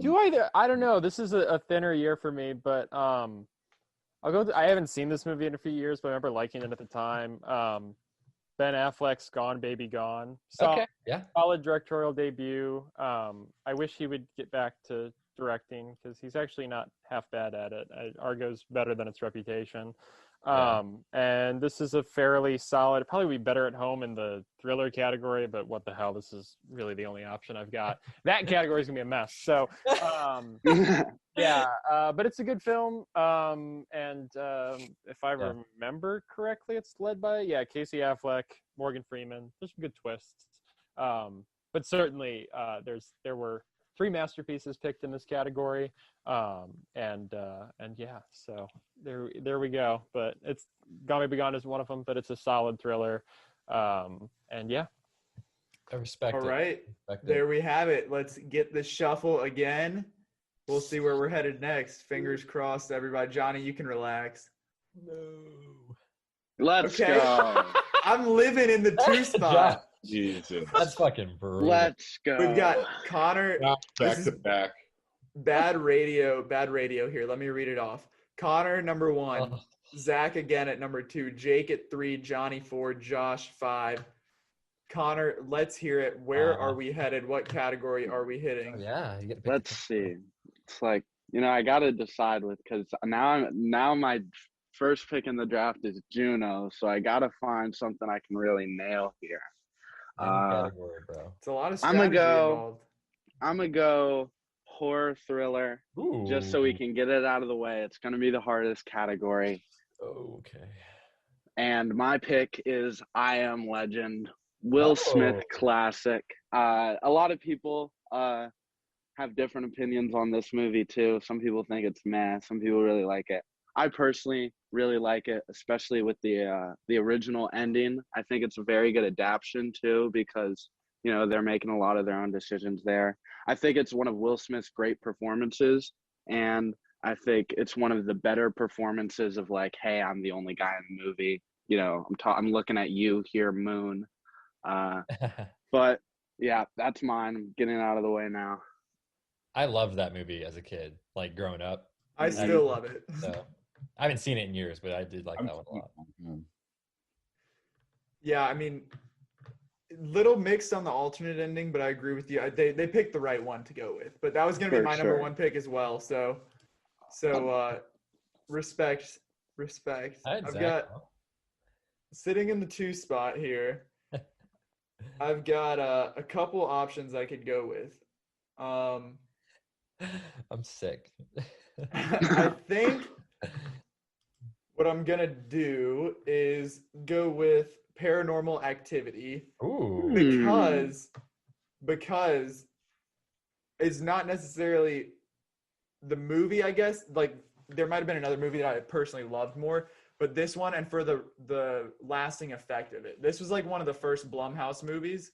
So it really, like, obviously we all know what Blumhouse is capable of today, what they've gone on to do. So to really sort of jumpstart that way back in 2007, and also like revitalizing the found footage, like, for the most part, it's usually like a gimmick, but obviously there was like, it started with Blair Witch really, and then like this kind of re-brought it to the forefront, and then it kind of went downhill from there because there was like 8 Paranormal Activities. But the first one was like, it was still fresh, it was still new, and it was definitely scary. So Paranormal Activity for me.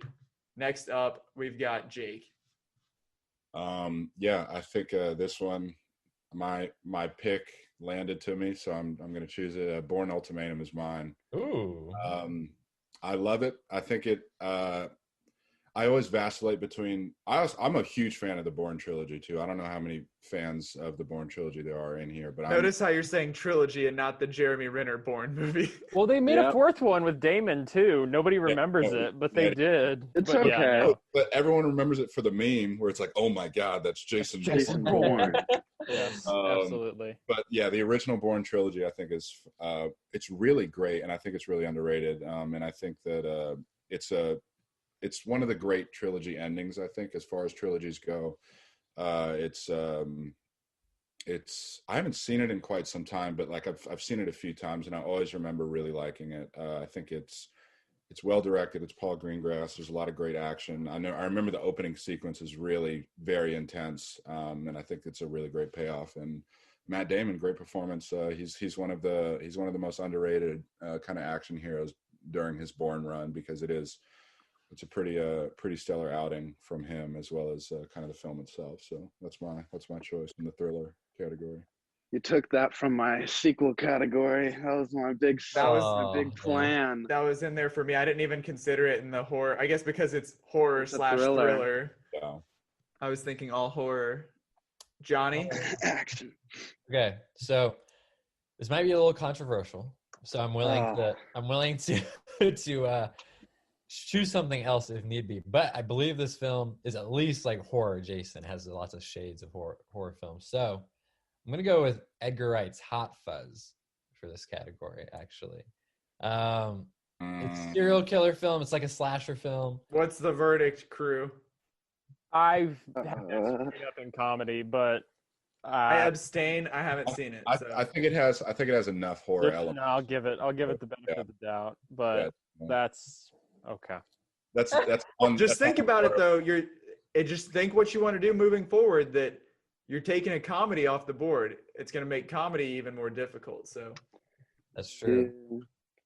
I'll allow it. Allow it too. I ain't gonna be happy about it, but I'll allow it. It's allowed, but it's up to you. I have 2 allowances. I'm gonna roll with it. It's literally like, I think this is. I mean, for slashers in particular, I think, because I'm not big on like the Halloween films, like Michael Myers or the Friday the 13th. Or Nightmare on Elm Street, apart from like the first one, which I think is great. But yeah, this one I love just because it's such a fun twist on so many. I mean, it's Edgar Wright, so you have so many fun twists on a lot of the tropes, a lot of like the cliches, and it's kind of wound up in this, like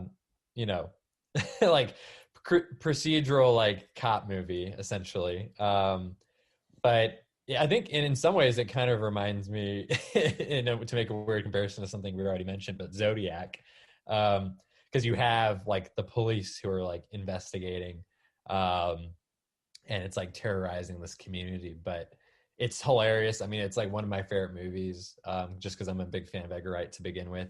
It's hard to say, like, it's hard for me to pick what his best film is.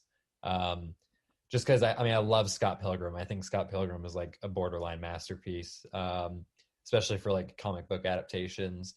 Shaun of the Dead, that's a horror comedy in some ways, and I think that was a good stepping off point to do this movie.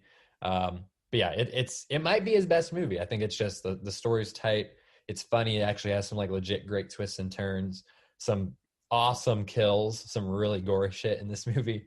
And yeah, I think some people, I think out of all the ones that they talk about, because it's like an unofficial trilogy with this and Shaun of the Dead and At World's End, or The World's End. I think if there was going to be a sequel to one, and I would like to see a sequel to this movie maybe at some point. But yeah, Hot Fuzz rules.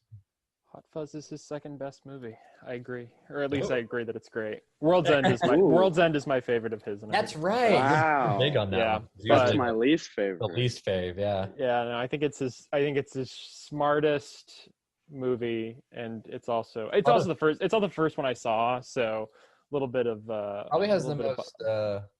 There's a lot of good emotion in that. Yes, movie. it has the most. I think it has the most depth, Just- but Hot Fuzz is sort of a delightful send up of Yeah. Everything from Point Break to John Woo movies to like you said, serial killer dramas. So yeah, I'm not thrilled that you picked that, but I support it. I appreciate you bending. Enlighten us, Josh. Enlighten us. Bringing up the rear again. This is a film that I actually really want to rewatch more than anything. I liked it the first time I saw it, though it's very, very far from being my favorite film from this director. Quentin Tarantino's Death Proof. One half of the Grindhouse double feature that he made with Robert Rodriguez.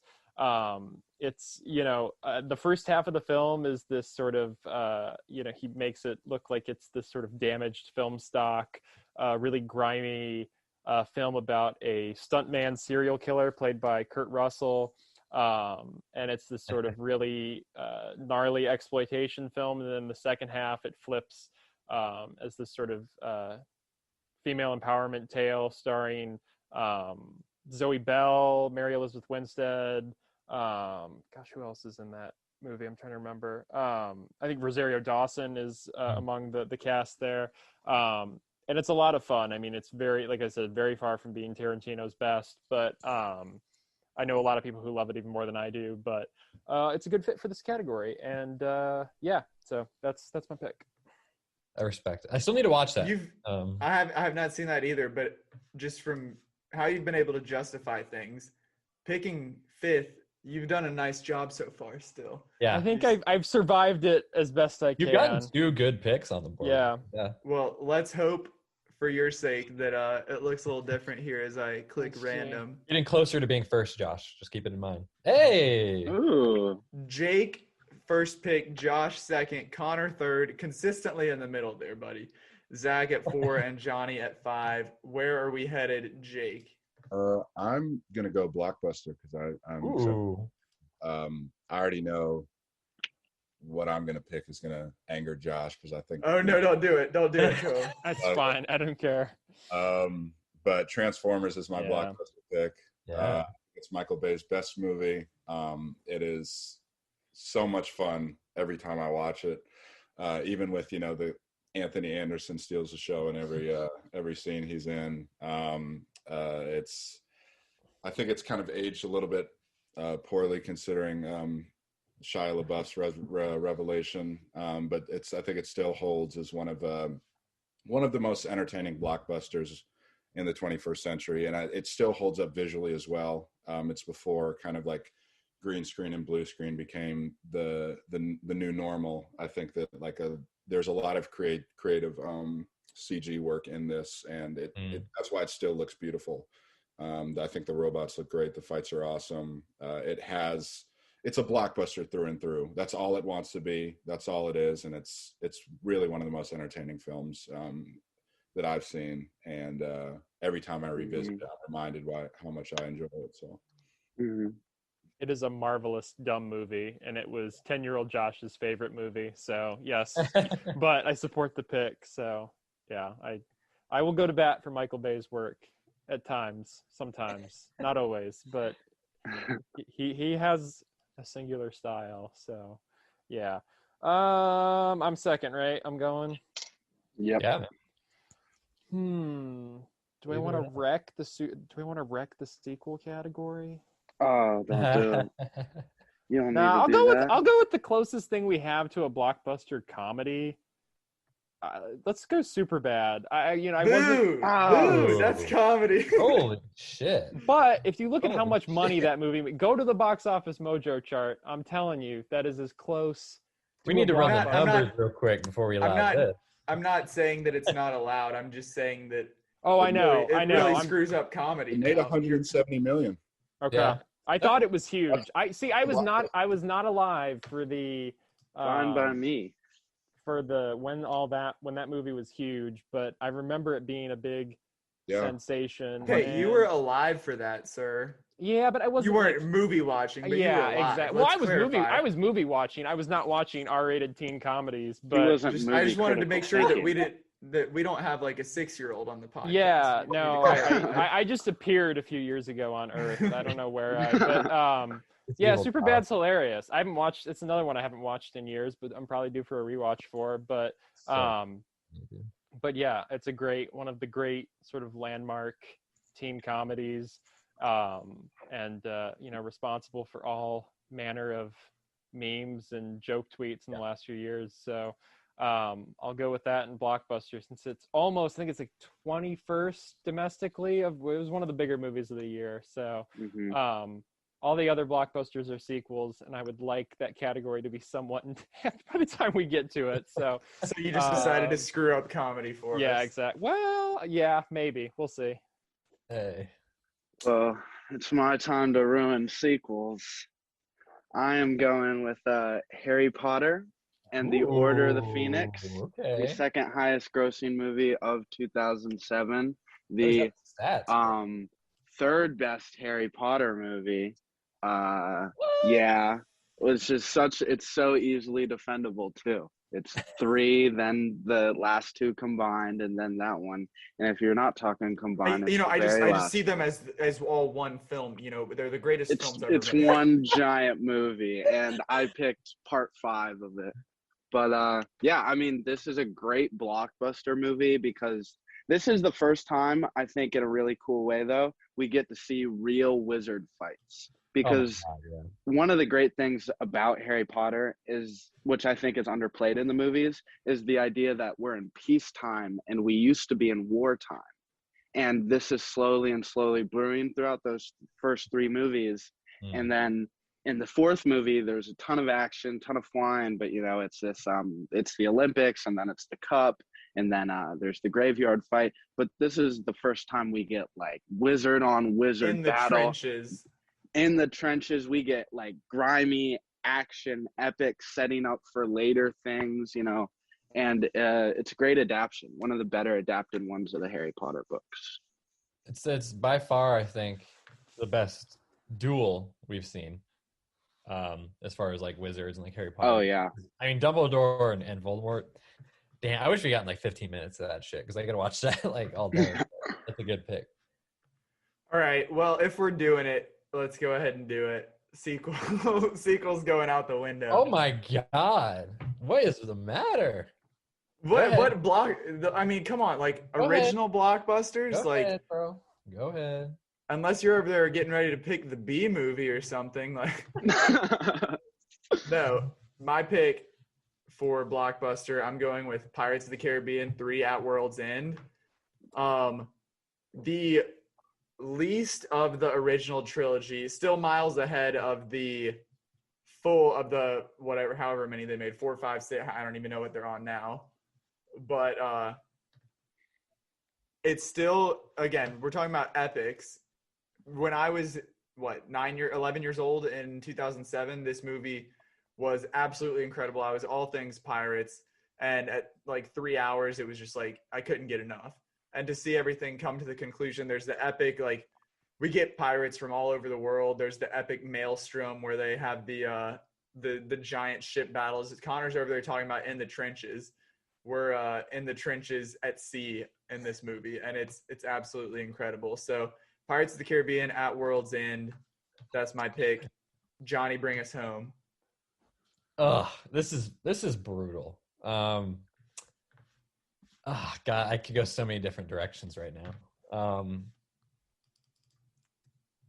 I feel like I'm about to break some hearts, to be quite honest with you. Oh, I feel like I'm not gonna have a job after this if I pick this movie. No. That doesn't count. Oh, it counts, buddy. No. Hundreds of millions of dollars count, baby. It busted No. blocks. Then think about it. Think about it. What's gonna happen to the animated category after you pick this? This It's was only a gonna deep get year stronger. for animated films. I got to be honest. It actually is. It's a very, very deep bench that year. I thought about picking that for mine, and I was like, nope, we're gonna wait. We're gonna wait. And now look what you've done. Do it. Execute Order 66. All right. Do it. I'm not gonna leave anyone else in suspense. My pick for Blockbuster, the top one, as a matter of fact, of this year, is where'd he go? Zach's left the chat. It wasn't. Yeah. Do it to him. He's not Remy going is with it. He officially can't in the be. chat. Remy showed up for the pick of Ratatouille, where he plays the main character, bro. Look at this Yeah. face. He's so sad. This is a fantastic blockbuster film of the highest order, where you're really getting It's the greatest Pixar movie. I can't argue. you're getting a. I think I will say I don't love this movie as much as some others in this probably, but it's like top 3 Pixar probably. And I think the thing that this movie does that puts it up in that realm of like an Inside Out, which would be like my number one, is it just does a good job of playing to adults and not playing down necessarily to like kids. I think actually out of all of the Pixar films, this might be the most adult Pixar movie, with Soul probably being up there as well. Because I could just see like a kid maybe not. I mean, I think the fact that they have talking rats running around and chefing it up helps. But I think it hits on some like pretty strong themes, like profound themes, especially for, you know, in a way that Soul does similarly, just kind of like finding your place and your passion, that kind of thing.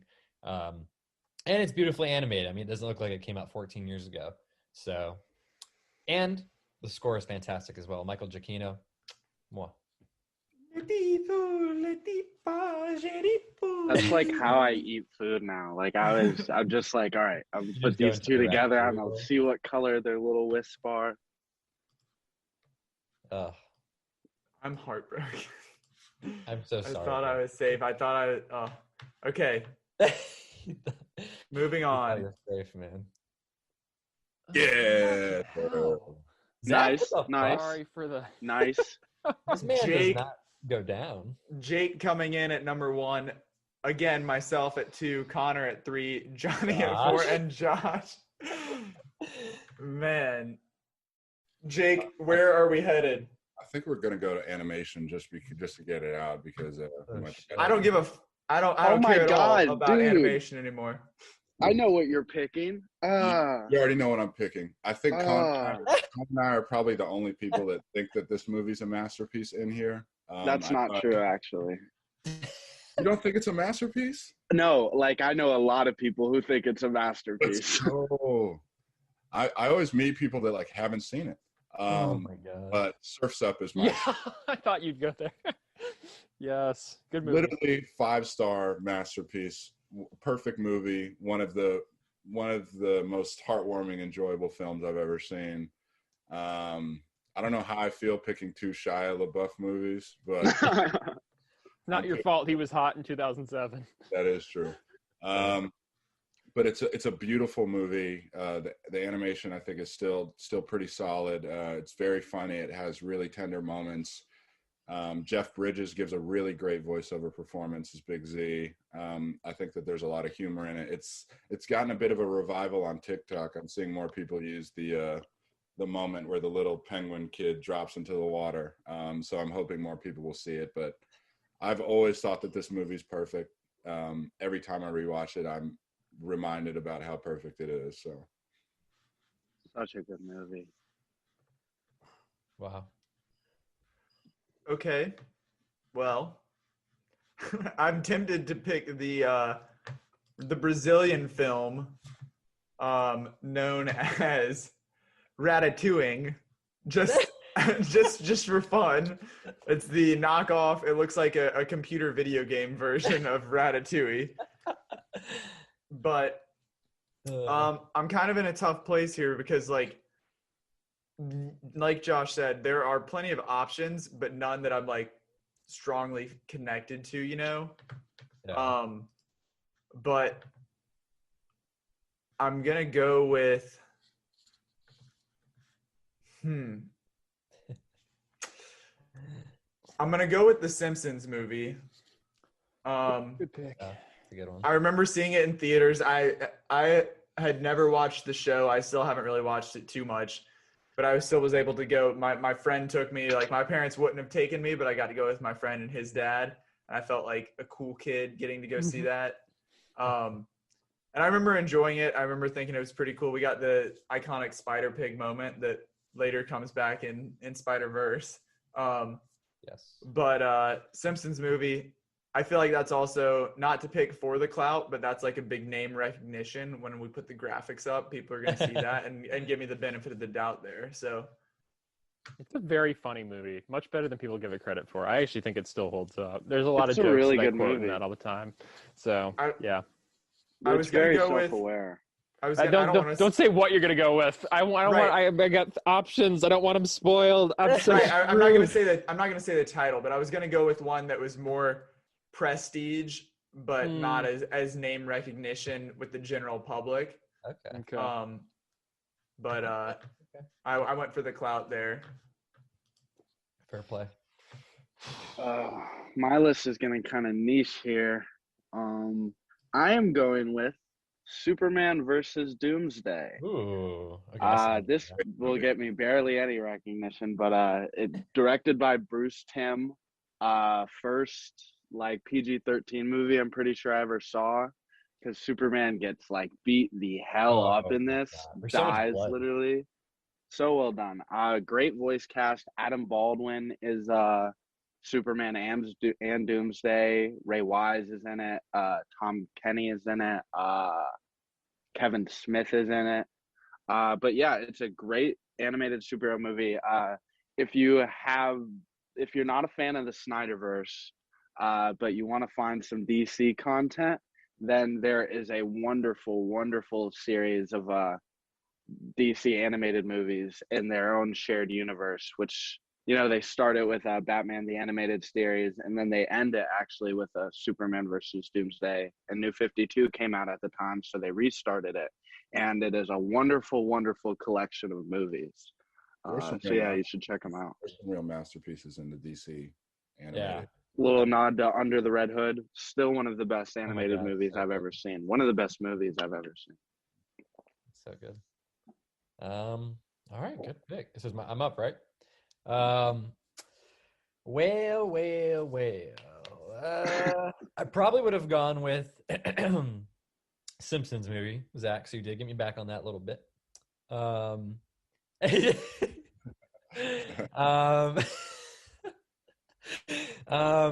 I'm left with only one real option because there's a good little crop I think still left. So Josh, you're in a good position.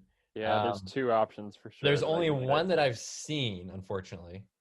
You like jazz? No, and have any real connection to. So I'm going to stay true. I'm going to go with that. I'm not going to try to fake my way into something else. And that is Shrek the Third. Oh no, Josh, I'm sorry. No, I was like, thank God. That was relief. That was a relief one. That movie Good. sucks. Because people love. Sorry, no offense. No, no, thanks. But yeah, I mean, Shrek. I mean, people love the original. I mean, it's become a little bit of a meme at this point, but it is a fantastic original based on a children's book. But they certainly fleshed it out quite a bit. Animated film. That was like one of the first films I ever saw in theaters, so I always had an affinity for it. Then, of course, the sequel, I think, is said to be like one of the best sequels of all time, especially in the animated realm. And then Shrek the Third, which is kind of like, I think there's a fourth one, and then there's the Shrek Forever After, and there's a Puss in Boots so movie. it kind of goes off the rails, but I don't think this one is as bad as the ones that come after. It still maintains, the core cast. You still get, Fiona's parents, and this continues down that path, like. They're trying to, also it gives us that great meme of the frog where it's just like he's like about Oh, to yeah. say something and then he just like dies and he looks I think I remember seeing that in theaters and just I laughed so hard. And it's just like so unexpected. But yeah, Justin Timberlake is like the heir to go like to find him. I'm sure he had like some original musical numbers thrown in that I don't recall at all. But it's a fun time. I think it's a fun enough time. I probably wouldn't go back and watch it, but knowing those characters, it's what it is. I do agree. I have very fond memories of seeing it in theaters. Yeah. Of like there was like a bunch of family in town. We all went to see it, and it was like I don't know. There was a lot of movies that summer, and there was like a Simpsons couch standee and stuff. And then all I remember is that all the adults who went to see it with us hated it. So like I think my opinion may have been overshadowed by the fact that they were like, well, that sucked more than the last two, and I was like, oh, okay, Whoa, that was fine. Whoa. Do not talk bad about. No, they like the last the two. musical scene in the second one. Oh my Shrek god, 2 is great. It's the best of the series. Shrek 2 is great. But yes, I did breathe a little sigh of relief there because I wasn't sure where Johnny was going to go with his animated pick. I'm not going with B movie, surprisingly. I know that was.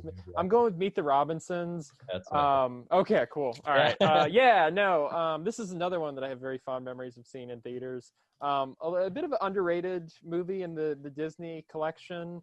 Best way I can describe it is like Back to the Future mixed with a few other classic films from back in the day. But it's once again like all of these movies. I think like a common thread through all of our discussions since the first category is like movies that we haven't seen in years that we kind of want to either rewatch or have no interest in. This is That's one 2007, baby. Exactly. It was like I was in like second grade, but this was definitely like a movie that. When I got that DVD, I just sort of like had it on repeat all the time. So I really enjoyed Meet the Robinsons, and it has, quite a bit of animation or imagination for Disney movies. This was sort of before they had their big comeback. But yeah, it's a movie I like a lot. It's a cute film, and you get a good meme out of this one too, with the kid with the sunken eyes. And yes, sad. holy. So Meet the Robinsons is good. If you've never seen it, it's worth checking out. Underrated movie. So.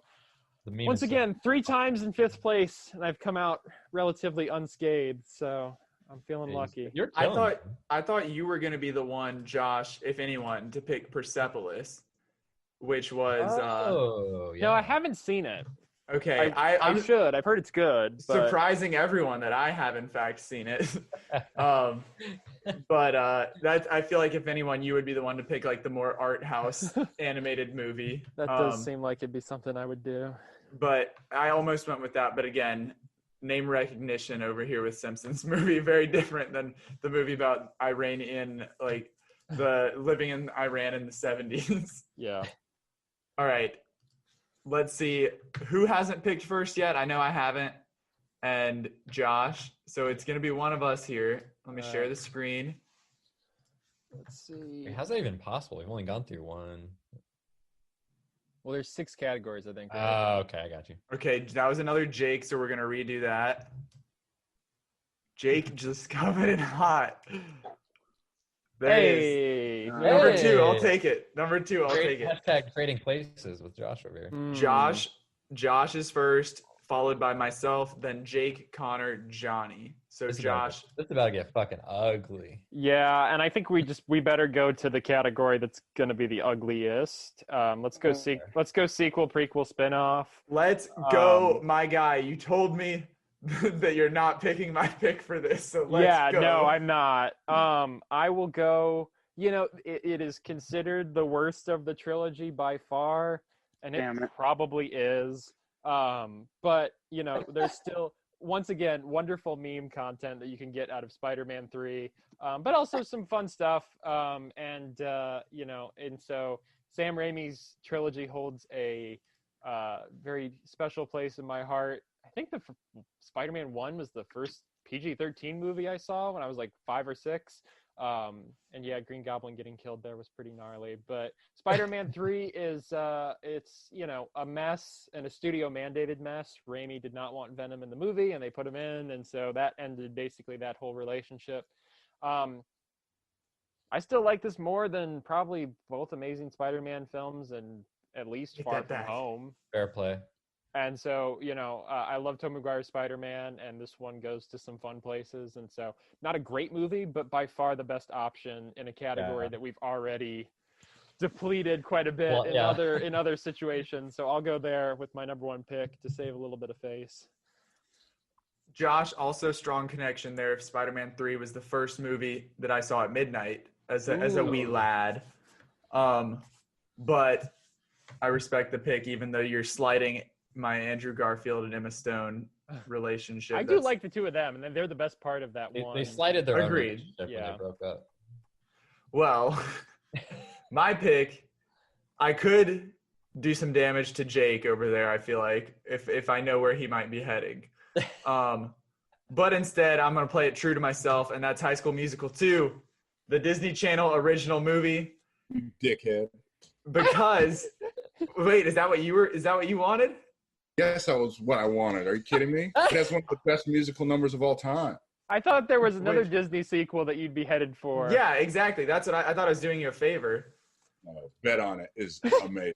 Yes, if you didn't hop around in the backyard. I don't dance. No, I have vivid as my midnight movie memories were with Spider-Man 3. I remember counting down the days. As ashamed as we all were, as young middle school, elementary school boys, we were like, oh, we can't like High School Musical. We'll keep it inside. But we were all excited for it. We saw the countdown in the corner on Disney Channel. I had my brother and my mom were pulled out. We had a pull-out couch. We pulled out the bed, sat there with popcorn, watched the movie the first night it premiered, and then again the next night when they had the sing-along version. And if you didn't shed a tear during Gotta Go My Own Way, when Troy and Gabriella split up, that's like, I still sometimes just like jam out to High School Musical in the car. No shame whatsoever. So this is, and biggest surprise of all, 82% on Rotten Tomatoes. Like, this is a critically acclaimed film. So High School Musical 2, that's a great pick for me. I'm sorry, Jake. I thought that I was doing you a favor, but you've got the third pick. What do you have? Have I forced your hand here? Yeah. I don't know I don't know what you guys think I'm gonna pick, because I don't think page no 47. one say anything. No one say anything to this man. But it's not Book of Secrets. It is I don't know how many people have seen this movie. So I was gonna pick High School Musical, so I'm forced to pick Live Free or Die Hard. Damn. I never saw it. Interesting. I liked it a lot when I saw it when I was like, I think like 8 or 9, and I remember like going back to school the day after, and I was trying to explain to everyone what a fire sale was, and they thought I was like a terrorist. But I think it has some really good moments. I think it is one of the better post Die Hard 1 movies I think it's probably the second best one, actually. And I think that Timothy Olyphant's performance is really nice. It's cool to see him as a bad guy.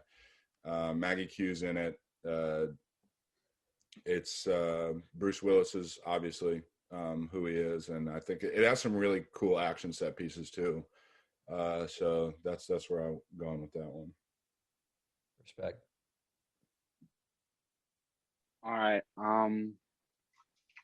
Well, I was gonna choose Book of Secrets, but Jake made me feel embarrassed, so I would choose something else. But No, you do you, Connor. You do you, man. Yeah, I'm doing me. I watched me it was because on TV the other day. I watched the end of it. Great movie. It's not a National Treasure 1, but it's not. But I'm not choosing it. But I have a pretty good one. I hope I'm taking it from someone because I'm gonna feel smart. But 28 Weeks Later. Oh, yeah. Which it's follow up to 28 Days Later. It has like almost nothing to do with the other one, but Robert Carlyle's in it. He does a good job. I watched it for the first time like whatever year Negan came into Walking Dead, so it was like the end of Walking Dead, and like I was like, I watched like Shaun of the Dead for the first time, a bunch of zombie movies. But I watched those two back to back, and it's cool world building because I think there's excellent world building in the first one, and then in this one, they tell an entirely different story that feels like it's in the same place. And yeah, I'm getting more and more in this little sliver of random movies. Oh, well, I love 28 Days Later. That's a great film. I still need to see 28 Weeks Later. That definitely would have been on my list otherwise. I'm gonna go with. I feel like I appreciate you guys really helped spare me on this one. This is probably gonna be the toughest one. I'm gonna go with similar to. Are you to not Josh. going with Book of Secrets? Going with Josh kind of a little bit. It's All right. a somewhat lackluster third entry to conclude a trilogy. But it's got its high moments, and that is Pirates of the Caribbean Hey. at World's End. Excuse Already me. on the board. Already on the board, sir. Wait, what? Yeah, Zach took it earlier. Blockbuster.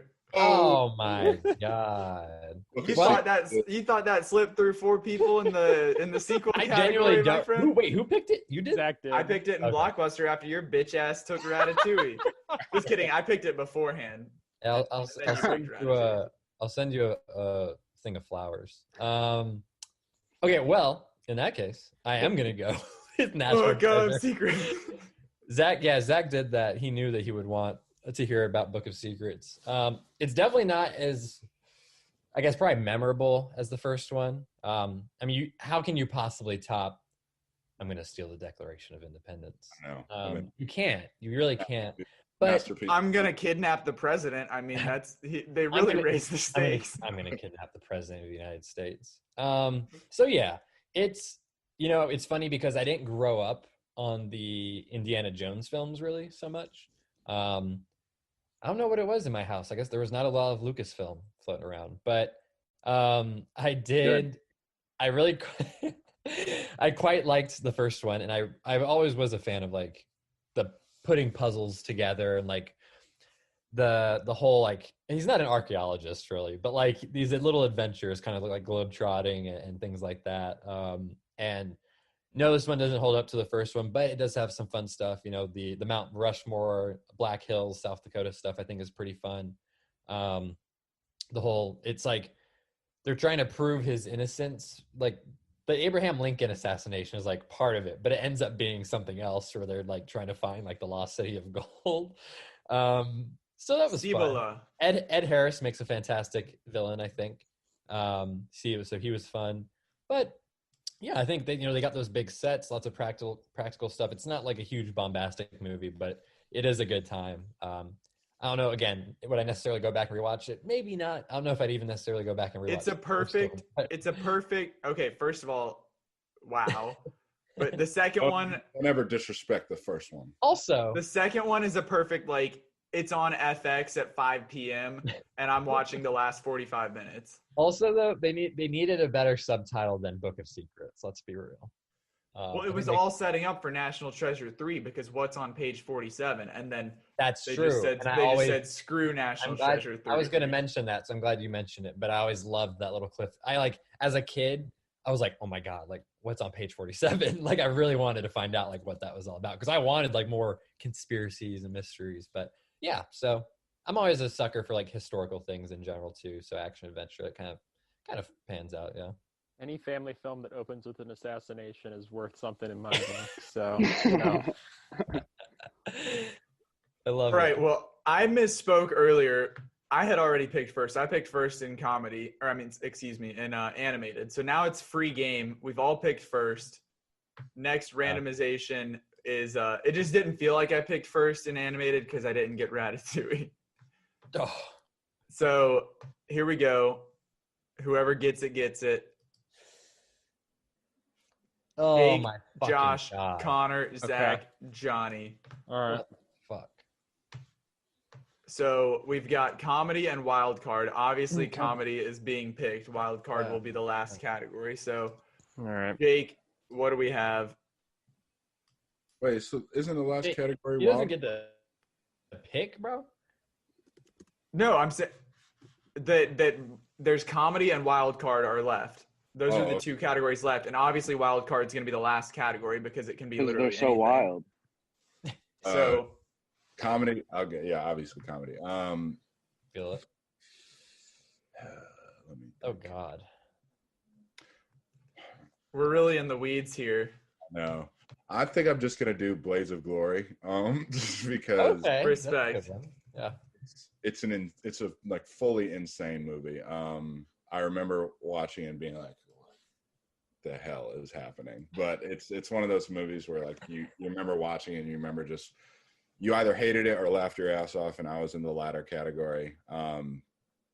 Not really much to say more about it. I don't know if I'd revisit it, but it's definitely. Well, I have something to say about it. It gave us one of the greatest samples of all time. Oh, yeah. We're gonna skate to one song and one song only. What would Watch the Throne be without Blades of Glory? So, yeah, it's a good pick. All right, I'm second, right? That is correct. All right. Let's go with. Okay, I have to go with the movie I quote more often. Walk Hard, the Dewey Cox story. Oh my god! Oh, thank God. Which I quote all the time because it's hilarious, and like a lot of critics I know have said this movie has just straight up ruined musical biopics forever, and that's probably the case. There's just some great stuff, like the movie opens and he's standing there and it's, wait a minute, son, Dewey Cox has got to think about his whole life before he gets on stage, and it's just great. It is full on absurd humor. If you've never seen it, it is one of the funnier movies of the last several years. John C. Reilly is brilliant in it. And there's so much I love about that movie, and it is absolutely hysterical. And so, yeah, Walk Hard in comedy for me. I still need to see All right, it. Connor. All right, my pick is still here. This movie's funny. Okay, that's all I'm gonna say. But I choose Lars and the Real Girl. Lars, yeah, that's a good one. Yeah, I've seen that. Because I really like this movie. This is another movie I watched for the first time in film school. It's a great movie about this guy who has been forgotten by everyone he knows and decides, I'm not going to be forgotten anymore. But at the same time, he has to like relearn that lesson throughout the movie. And it's Ryan Gosling doing what he does, which is literally anything he wants. It really speaks to his range. There's some beautiful stuff in there about what it means to be a man and forgiveness and brotherhood. And it's a really, really sweet movie. It's got a lot of funny stuff in it. It's a good pick. Well, I'm surprised at the 4 spot that my movie has gotten through the cracks here. Not like a straight up studio comedy by any means, but I'm going with Enchanted. Amy Adams as a Disney princess. A nice twist on all of the classic archetypes of a fairy tale movie, switching from animation into the real world. And who doesn't love that Ever After Carrie Underwood remix? I remember that being an absolute banger in 2007, still is to this day. So Enchanted for me. I haven't seen it since I saw it in theaters, but I feel like that's a respectable pick. Cool. Good movie. Man, this is tough. There's 2 that I'm amazed no one even mentioned. It's tough. I'm gonna go with the one that I think. Norbit. Okay, so this was something I can't remember what the occasion was, but Reagan said she wanted to watch something very stupid, and but Norbit. Fun. And it wasn't Norbit, but I threw this on. Damn it. And it was Hot Rod. That's a beloved movie. That was going to be my wild card pick, but it's a great choice. Andy Samberg's, starring vehicle, which is crazy thing about that he's been around this long and had a starring vehicle in 14 years ago. But the supporting cast is also hilarious. I mean, you got Bill Hader, Danny McBride, Isla Fisher's in there as kind of the love interest, and then Ian McShane as the stepfather is just so funny, and how the plot kind of revolves around him getting well again. So there's just hilarious it's not the smartest comedy ever. It's definitely, that's why I turned to it when she wanted to watch something stupid. But I mean, the montages, the musical number is the funniest thing I've ever seen. Yeah, that's exactly so good. That was honestly what tipped me over the edge to picking it. So I'm going with that. But yeah, it's a fun, and it's got a little bit of heart in there as well. So it's a good comedy. You never logged this on Letterboxd, though. I'm mad. I looked through both films, and I was like, all right, which of them have they seen? And Hot Rod was nobody, and I was like, all right, I'm in the clear on that one. Yeah, the thing is, I haven't seen it in so long, because I might have seen it even in theaters. But yeah, so I couldn't accurately rate it. But I have seen it. I'd probably, if I had to rate it right now, just off the top of my head, I'd probably get like 3.5 or something. But yeah, I think I gave it a 4. It's very funny, though. I mean, I love everything that they do. And Pop Star is it definitely feels like proto Pop Star, yeah, for sure. So, and the Bash Brothers short that they did last year, which I went as for Halloween. And I'm Mark. I went as iconic. Who did I go as? Anyways, final round. Here we go. Final round. Let's see who's picking first in wild card. Connor with the top pick, then Johnny, excellent. Zach, Josh, not at last, and then Jake. Let's go, baby. Connor, get us started. Finish strong. This is great. My wild card pick is a movie that I like very much. It's called Sweeney Todd and the Demon Barber of Fleet Street. Boo! You took it. This is an excellent musical. Great performance by Johnny Depp, Helena Bonham Carter. Other people are in it, I don't doubt, but I remember them. Alan Rickman, R.I.P. 75th birthday today. Yeah, R.I.P. to the man. He was excellent in it, and it's really like, I think a big part of musicals for me, and I think Chicago is the great example of not doing this, is are you making a musical or a movie? And I think this walks a wonderful job of doing that line, because there's a reveal at the end, which I won't spoil for people, but I remember watching it at like 2 a.m. in my house, and my jaw literally dropping at like the end reveal, and just a wonderful experience. I love the art in it. The production design is amazing. Really, it's a great movie, great musical. All right. That was going to be my pick. That I don't think I've seen that fully through, but it is very entertaining. All right. Well, I'm so glad that this ended up falling to me. In the very first category, we had those 3 masterpieces we were talking about, but there is another, the 4th. I know what it is. Which is certainly overlooked, maybe a little underrated. But the assassination of Jesse James by the coward Robert Ford. That's not what I'm thinking. Oh, wow. Okay. Well, keep it in your back pocket, bro. But yeah, this one, oh man, up until Blade Runner 2049, I think this was my favorite Deakins film. It's like unreal cinematography, especially the train robbery sequence that happens a little towards the front of the film. Literally like magic. I don't know how Deakins does it, but I should say Sir Roger Deakins. Brad Pitt, Casey Affleck, 2 of the best performances of their entire careers, which is saying something because it's Brad Pitt, Casey Affleck. And outside of Manchester by the Sea, I'd probably say this is my favorite Affleck performance.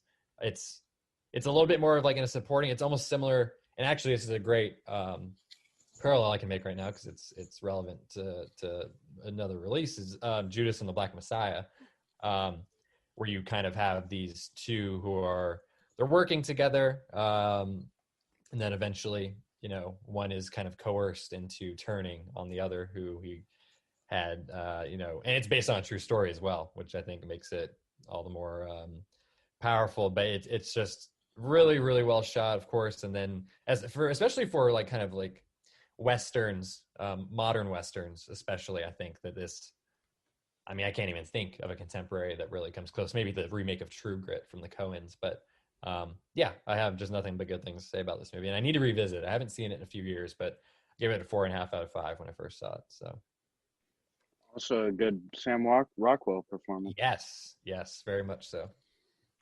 I gotta watch. I've been looking forward to it. I have the DVD, or it's on HBO or whatever, but yeah. I've heard nothing but good things. You'll love it, especially. As badly as I want to pick Norbit, I think I'm going to pass. Probably and smart. I'm also going to pass on That's So Sweet Life of Hannah Montana, which shows up on Letterboxd. But I'm going with It's a cinema. I'm going with a little horror thriller movie called 1408. Ooh, okay. If anybody's seen it, John Cusack, Samuel L. Jackson. Much more of like the psychological horror thriller. He's checking into a cursed hotel room and going through a bunch of very frightening stuff. It's not really like a gory or like jump scare kind of movie. 80% on Rotten Tomatoes, which surprised me. I didn't think it was that acclaimed, but solid performances from both of them. Definitely like a mind-boggling type movie, especially for me at 11 years old watching it. So that's a Stephen King adaptation, isn't it? I'm not sure. I want to say it's like a short story maybe or something, but yeah, okay. But yeah, 1408. It is based on a Stephen King's 1999 short story of the same name. Good call, Johnny. All right, Point Josh. for Johnny. All right. Keeping in line with my previous pick of Death Proof of movies from directors that I love that are like, I don't know, probably mid-tier in their filmography, I'll go with Wes Anderson's The Darjeeling Limited. Good film, not Wes's best. Grand Budapest Hotel is his sort of ultimate film, and this isn't quite that yet, but it's a good film. It's sort of been, I think, sort of painted as culturally insensitive in the past, but I think the film is more aware of that than it seems. It is, though he always sort of ends up in that trap. Isle of Dogs ended up sort of getting ending up in the same territory. So that ends up just when you're the whitest filmmaker on the planet based on Wes Anderson stuff. But it's a good film with Adrian Brody, Jason Schwartzman, and Owen Wilson. And it's not his best, but it's a solid outing as we sort of scramble to finish up the last of what we've got from 2007 here. So, but yeah, that's my pick. Good pick. I'm gonna Bring us home, Jake. I'm surprised no one picked this.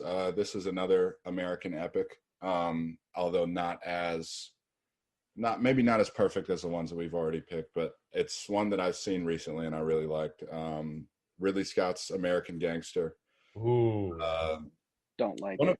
One of the seminal Denzel performances, I think. I mean, ultimately, he is one of the great actors of our generation. I think his performance as Frank Lucas in this gives credence to understanding that, as well as, of course, Training Day and Glory and things like that. But, I think it is not like super divisive. I think it's just one of those things you don't care for it or you really like it. And when I watched it for the first time, I really enjoyed it. I've always been a fan of Ridley Scott's highlights, and I think that this is definitely, in my opinion, one of his highlights.